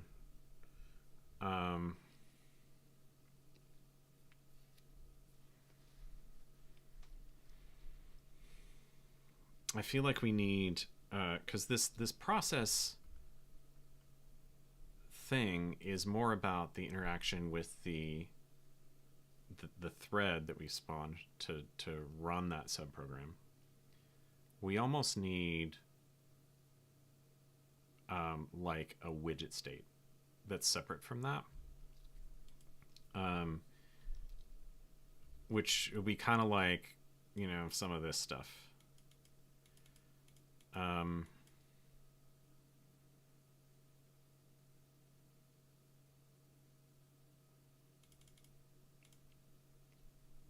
we could construct that on the fly, I suppose.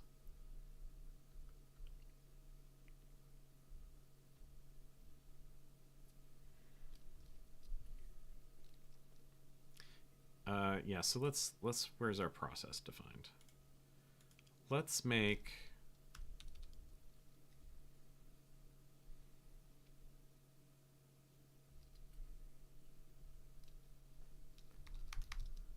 a process widget. And what we'll do is we'll put selected bool in here. And then let's give it a reference to the process. And this will just be, this is our start of handling this. And I think that what we'll do is we will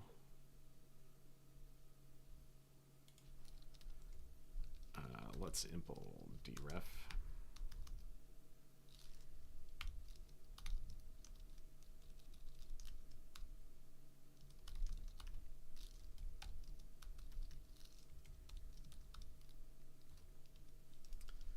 Target is process.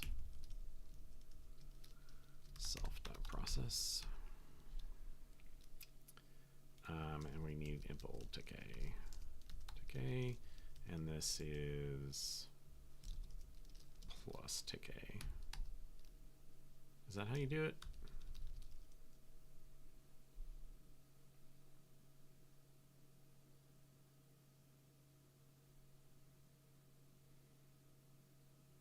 Okay, let's just delete that. Honestly, we can do that.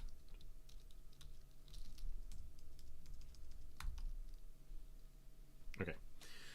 Mostly I just want to be able to like call methods on this directly.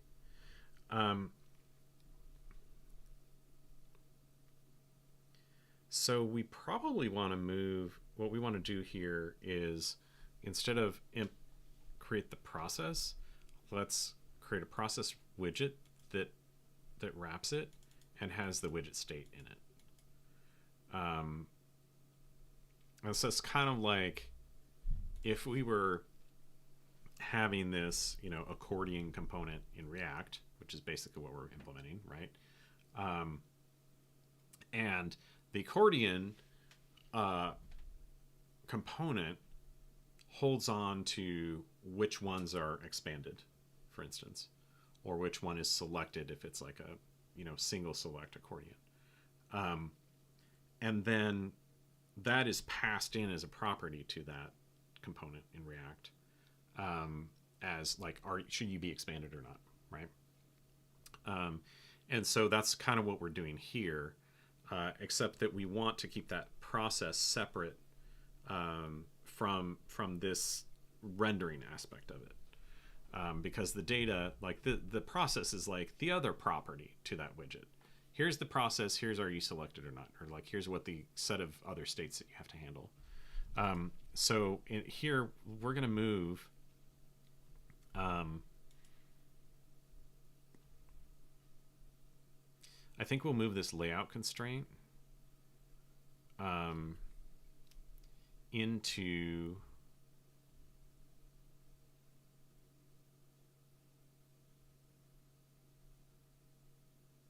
this process widget. And then we're going to move this extra logic into there. So what we'll do is we'll create like process widgets at the top here, enumerating the processes and constructing this thing and filling in selected if, you know, the index is self-selected. And then we'll implement, so let's move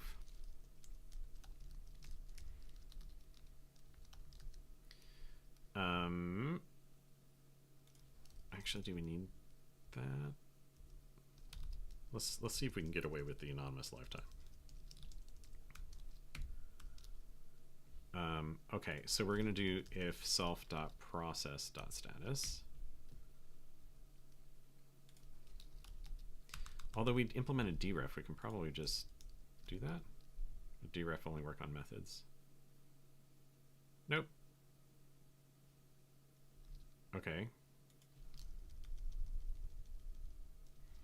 And then we're going to do this for process widget.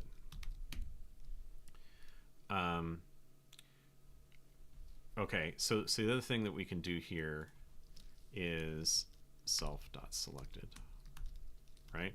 So if we're not selected and we're success, we display only one line. Okay. So let's, I kind of want to move this up. Yeah. And then we'll fix that, and we'll probably wrap up pretty soon. Okay, so we've got process. Yeah, let's put the anonymous lifetime in here for now, if that works. Okay. So now we can say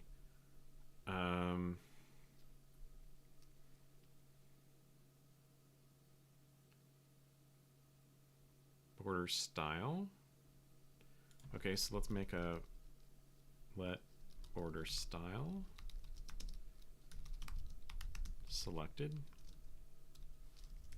We'll just do if self.selected. And then let's do border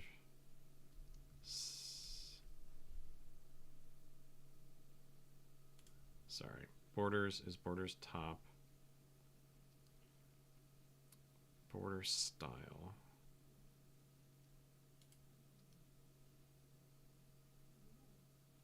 Border style takes an into style. Okay. So we can do style new.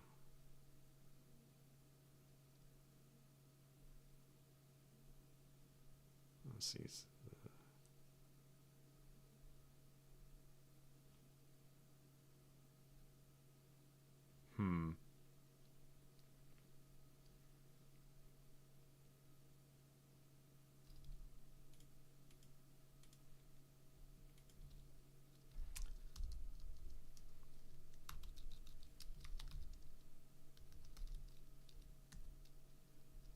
Let's do background color gray,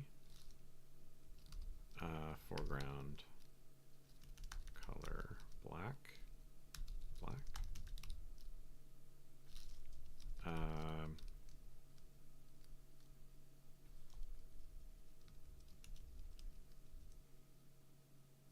And then let's just reverse those because this is the default. Okay, and then we can do here dot border style.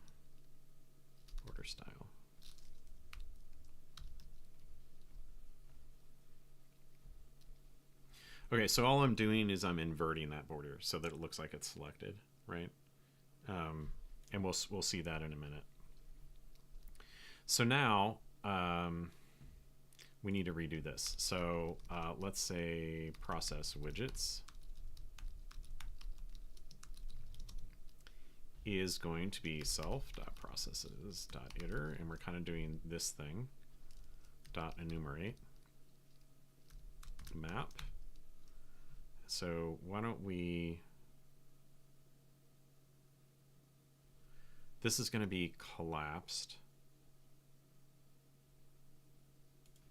This is going to be vec process widget.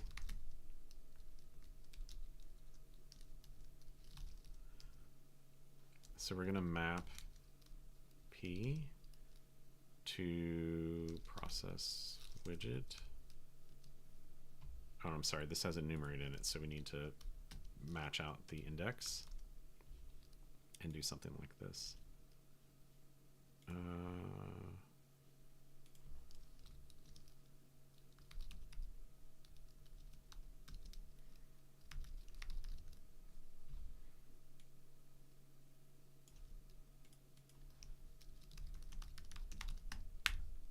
Whew.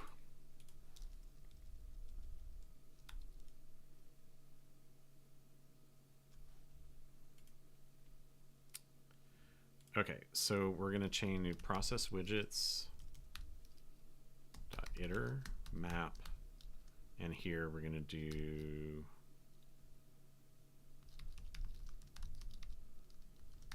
layout constraint.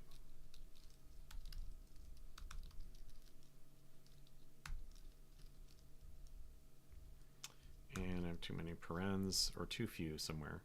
Okay, so let's try to break this out so that I can read the damn thing. Okay, enumerate, we're going to map. And then here we're going to construct, right? So self-selected, right? Collect. Okay, then here we're doing layout vertical. We're going to do one line.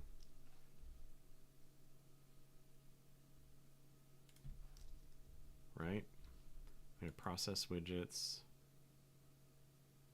iter, map,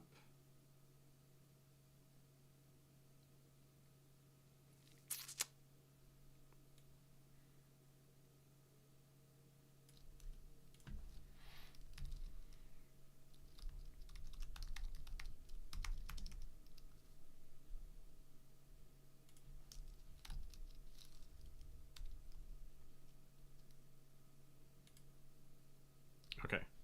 So now we're going to zip with, rather than processes down here, we're going to zip with process widgets.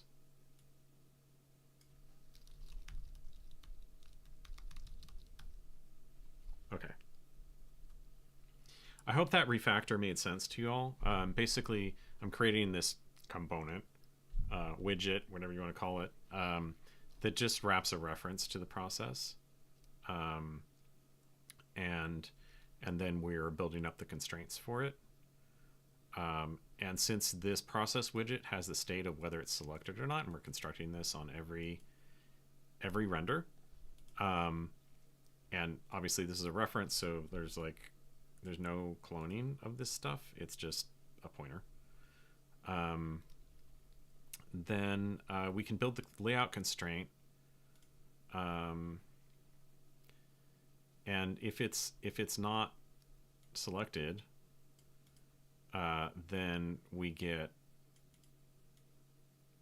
a length one if it's success, right? If it's, so either the status is not there, or it's failed, or we are selecting this one thing, then you should use this other constraint, layout constraint. Otherwise the constraint is 1. So if it's succeeded and we're not selected, the length is 1, which is just the title. Otherwise, if it's selected, we'll get this max lines of, the title plus 5 lines. Okay, so let's see if I broke it. What's going on here? Okay, somehow I have a extra semicolon in there. Or I don't need it. Okay, so we're getting the lines selected. and that's working as I expect. Pretty cool. I kind of feel like this title should have an opaque background, even if this line is selected. So maybe there's some other way that we can show that this thing is selected. So maybe let's do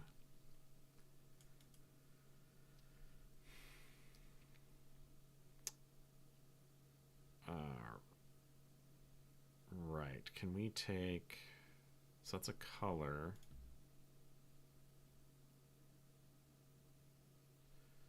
Remember this is like, these things take into style. So we could do, can we do into BG color black? It's like, yeah, let's do style from to make it explicit.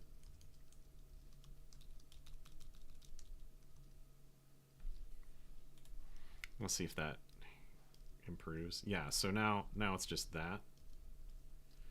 The other thing is that I think I don't want to do it inverted. That doesn't look good.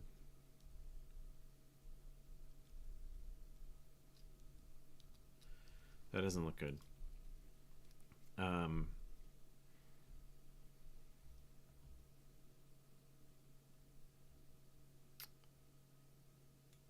Let's not change the background.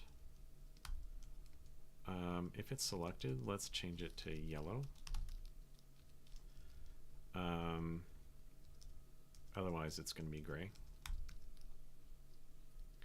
In which case, we could probably just return these, right?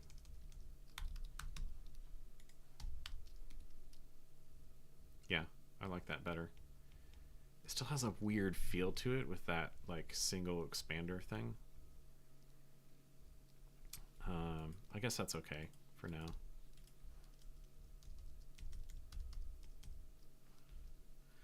Okay, so now the only other thing I wanted to do today potentially is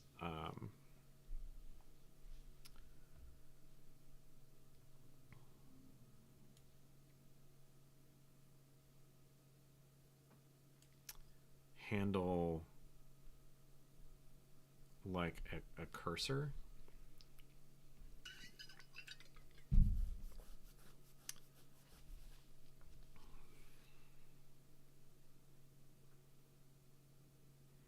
What do I mean by that? What I mean is, if we've got pages and pages of output, and this we should probably maybe like create some sample text files, like lorem ipsum or whatever, where there's multiple lines, and have the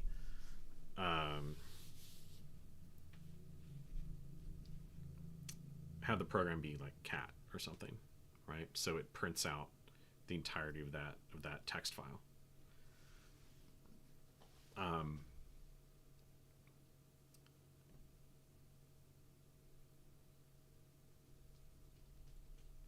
Then what we want to be able to do is, if there's lots of output and you have one selected, you want to be able to like use page up and page down to you know, or we could implement Vim style keys like J, K, L, H to go between different pages of those, so you could see more output.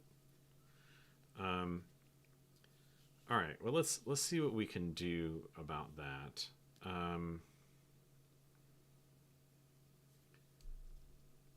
We'll need to think about, is that state retained, or do we only keep the state of the current?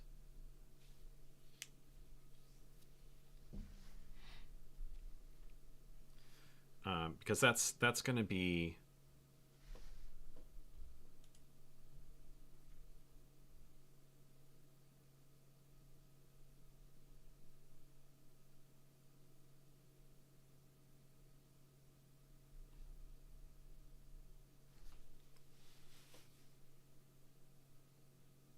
something that we need to possibly construct on each.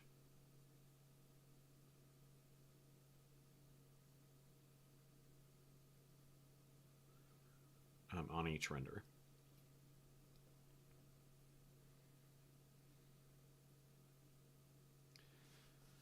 There's a tension here I'm feeling, like between where the state is held and like how you construct that state versus the data that widget state is being constructed on top of. Because I really like this. Oh, let's create the widgets when we render, rather than keeping them around between, because we are,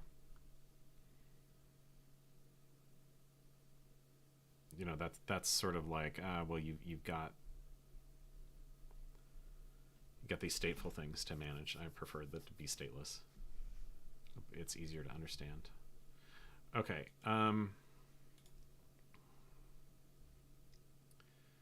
So let's think about this. I like the key event for, so maybe here we have selected, and we have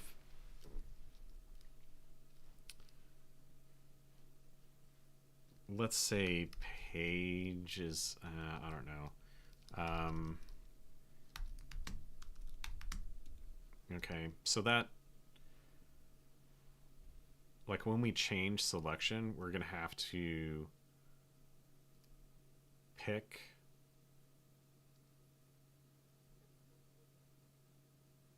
like what the slice of lines is, right? So now we could go say this is from the end, like computed from the end. So we're subtracting it from the end of the lines that have been output.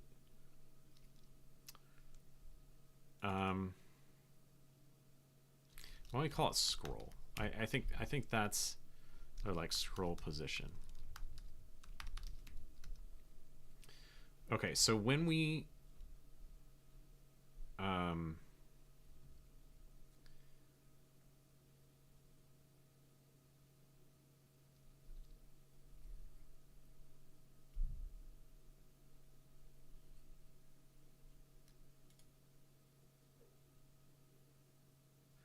we're going to have to do two things. We need to make sure that this scroll position always makes sense, regardless of what's selected. So when we change selection, we need to make sure that, or when the currently selected thing gets new output, we need to make sure that the scroll position is always valid. So I think what we need to do is, if we get, so we're handling an output event here, then we need to say, hold on, let's deal with selection first. So we're setting selected here, and then we need to say self.scroll position. We want to have this be the index that you slice from for the 5 lines, right? So let's do self.processes, self.selected. And this is going to be output lines dot length saturating sub 5, because we're going to display 5 lines. Okay, so if there's only one line, you're going to get 0, right? Which is what you want. If there's 10 lines, you're going to get 5. So that's going to give you 5, 6, 7, 8, 9. That's 5 lines in terms of indices. Okay. And then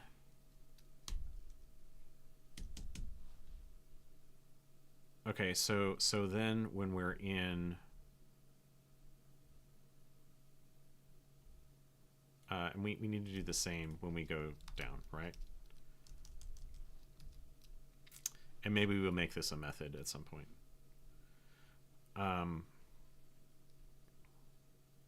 Okay, so if we get an output event and we are on that um,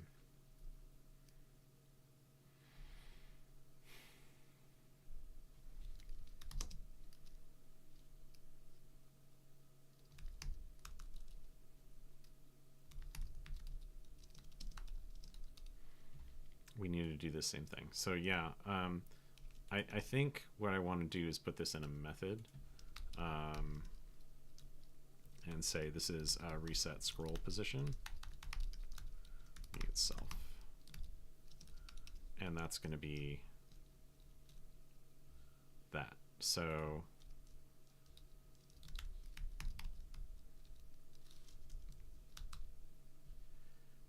obviously if we are if we don't have that process selected, like let's say there's a lot of ongoing output, we don't have that process selected, we don't want to reset the scroll position because we're selecting something else. So let's go ahead and do this.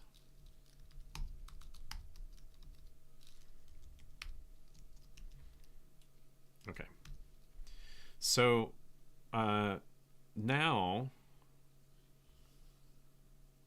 what we want to do is in our render,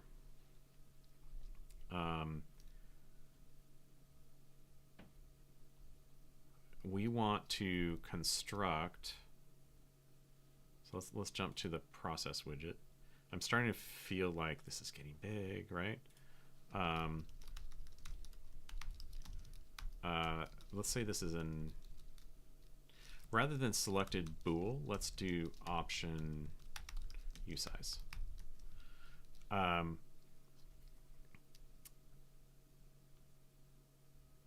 And then up here when we're constructing it, render. So rather than this, we'll go dot then. So if bool's true, otherwise none. Okay, so then sum, and we're going to do self dot scroll position. Okay, so then we're stuffing this, and maybe maybe it's not right, but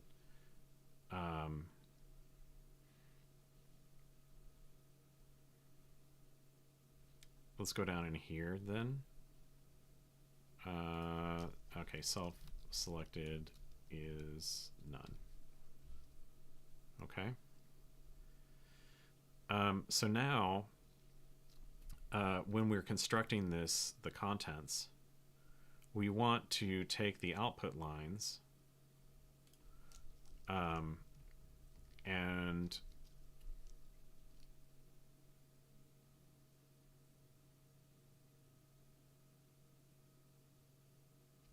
yeah, I think we want to go.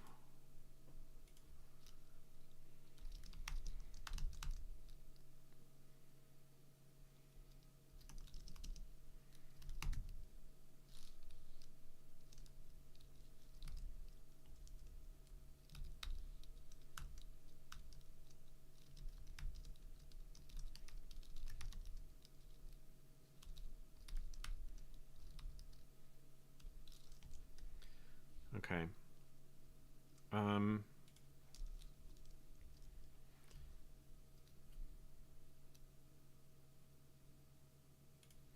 I think we want to do like skip, or do we want to just slice this?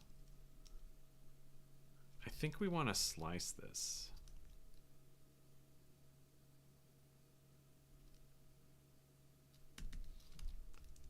Slice it to the end, iter take 5.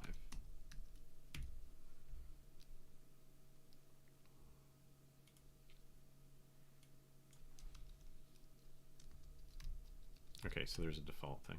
We'll use default. Okay, so we're taking from, we're slicing from the starting index. And here we're going to do is sum.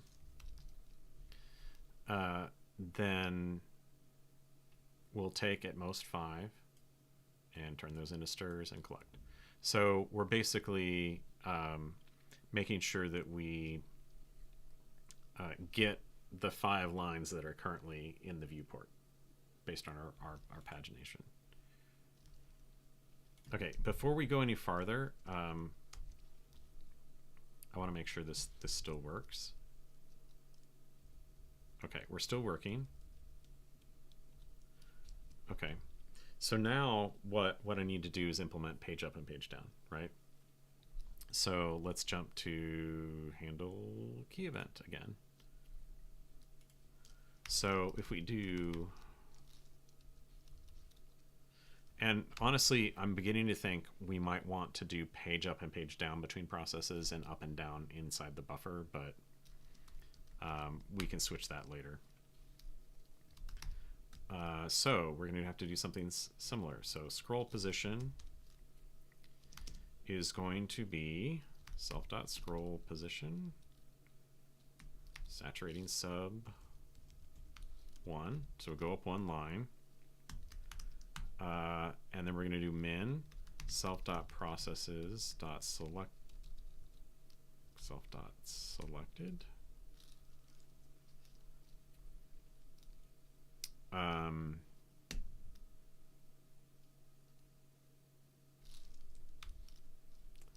Output lines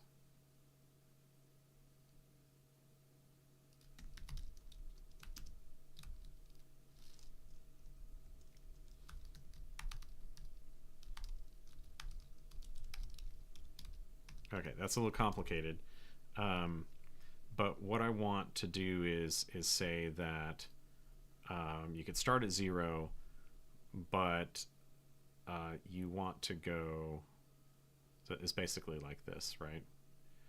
And we could probably, for safety, do saturating sub 1 here as well, just so we make sure that, like, if processes is 0,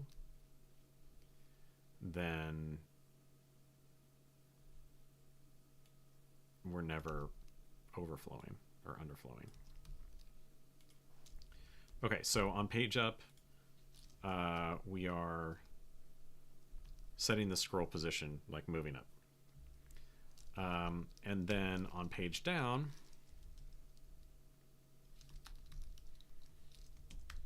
we want to do something similar, but in reverse. So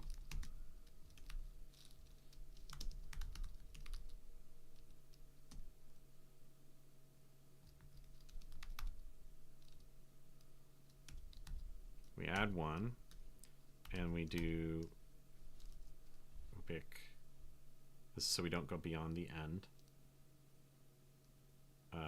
Basically this.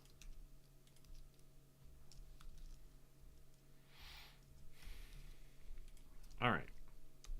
Now, the only problem with this is we need some things to have it print that are longer than a single line. So we need to do something different. And let's just get a lorem ipsum generator. Okay. Give me 5 paragraphs. Copy that.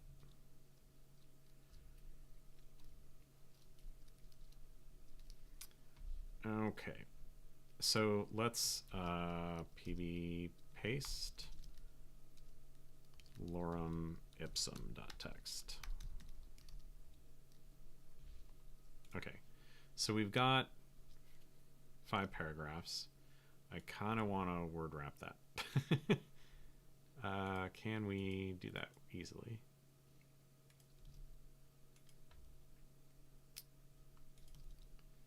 Okay. Well, at the very least, this is, it'll be truncated. Of course, we're not implementing wrapping, right? But this is, 5 paragraphs with 4 blank lines between. So we are getting more than 5 lines. It'll be like 1, 2, 3, 4, 5. And then these 2 paragraphs will be at the bottom. So hopefully that'll be enough. So let's go down here to our simulator. and we're gonna say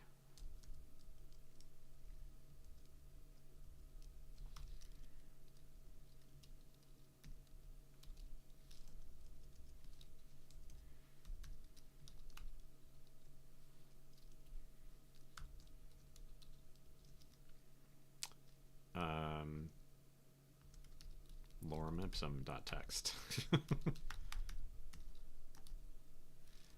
Yeah, and I think that's fine. It takes into iterator as ref hoster, so that's fine. Okay, so we're just going to repeat lorem ipsum text 10 times. And then instead of running echo, we're going to do cat. And since we've done n2, it's going to print it twice.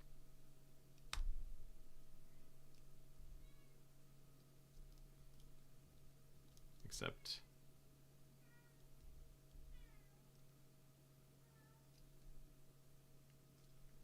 we're apparently not breaking on lines. Except there? Interesting.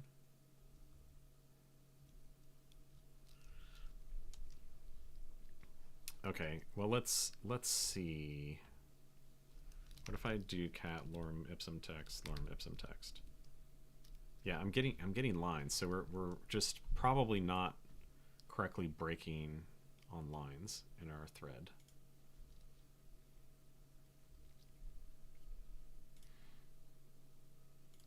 Let's look at this one.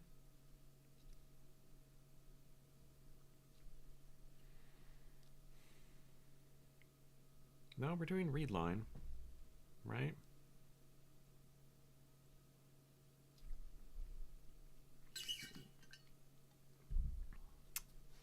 Hmm.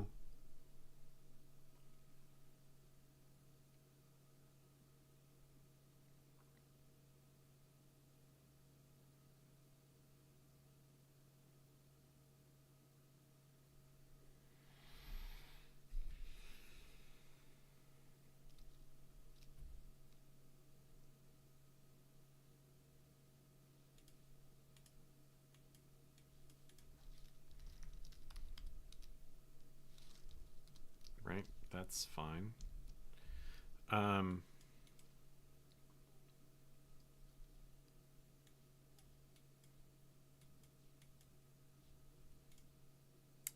right, well let's try to manually insert some line breaks here, just at an arbitrary point, and see if we get lots of lines. And let's not use n2. Let's just do. I see we're only getting one line.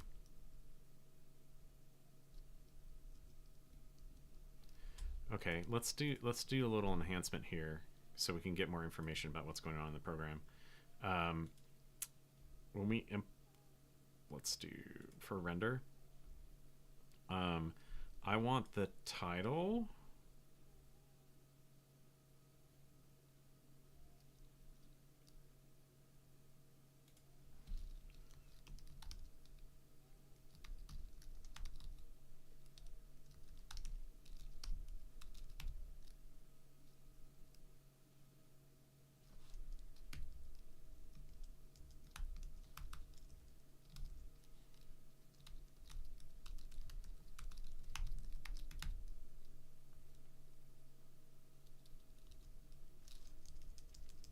What I'm doing here is I'm going to put in here how many lines we have, right? And that's not going to work because we need to make sure they're all strings and so forth.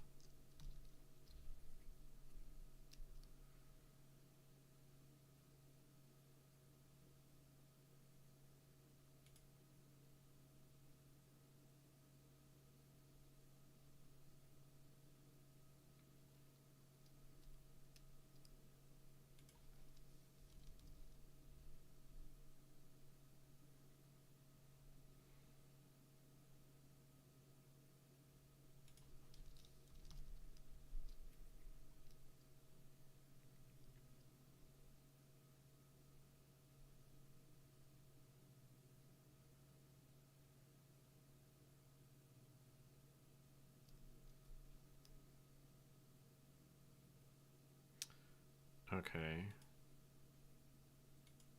Well, let's put this back a bit.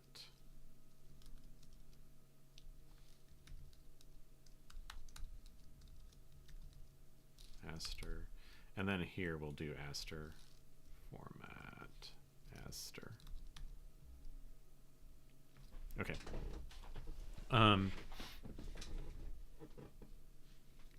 So now we're going to get the number of lines printed at the end of the title. Okay.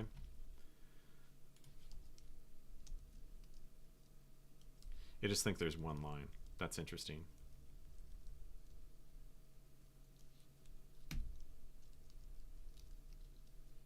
Okay.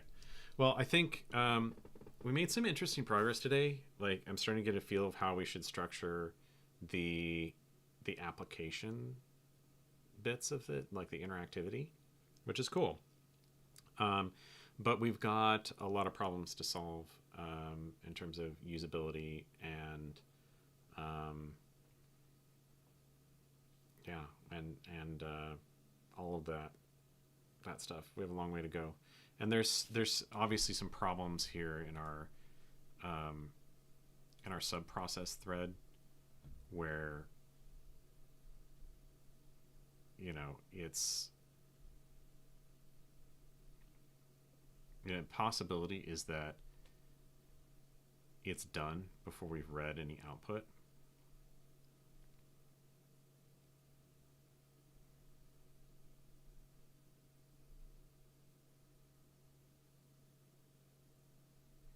We read one line and then it's done, and so we don't read anymore. So I think we're going to need to restructure this because we need to be able to make sure that we have consumed all of the output of this process before we exit. I'm pretty sure we're going here, and then we're like, we're done. So before we break, we should let's fix that real quick. I wanna wrap up. We're going half hour over again. But let's kind of make sure that we get all the output. I think this is the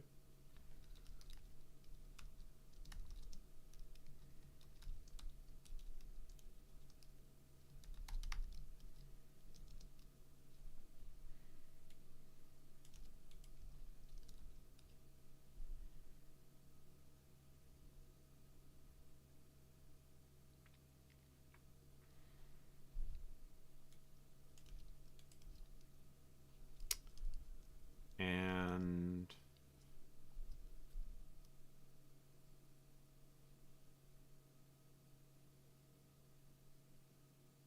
interestingly, this reads one line at a time.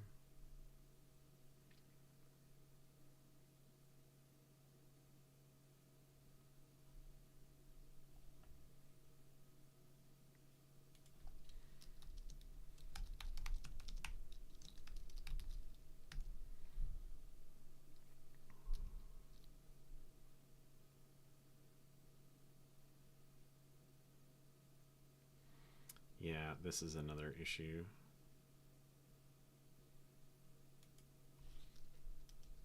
Let's see, buffer.clone, and then we're going to do buffer.clear. Yeah, I don't like that, but it's fine. Let's real quickly see if this works. I have a doubt.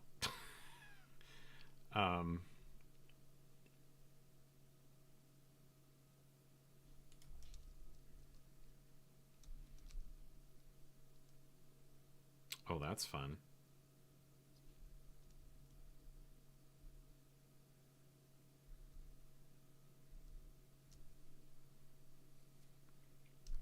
That's real fun. We broke it. Okay. We will continue next time. We will fix this problem. In the meantime, I'm gonna back this out.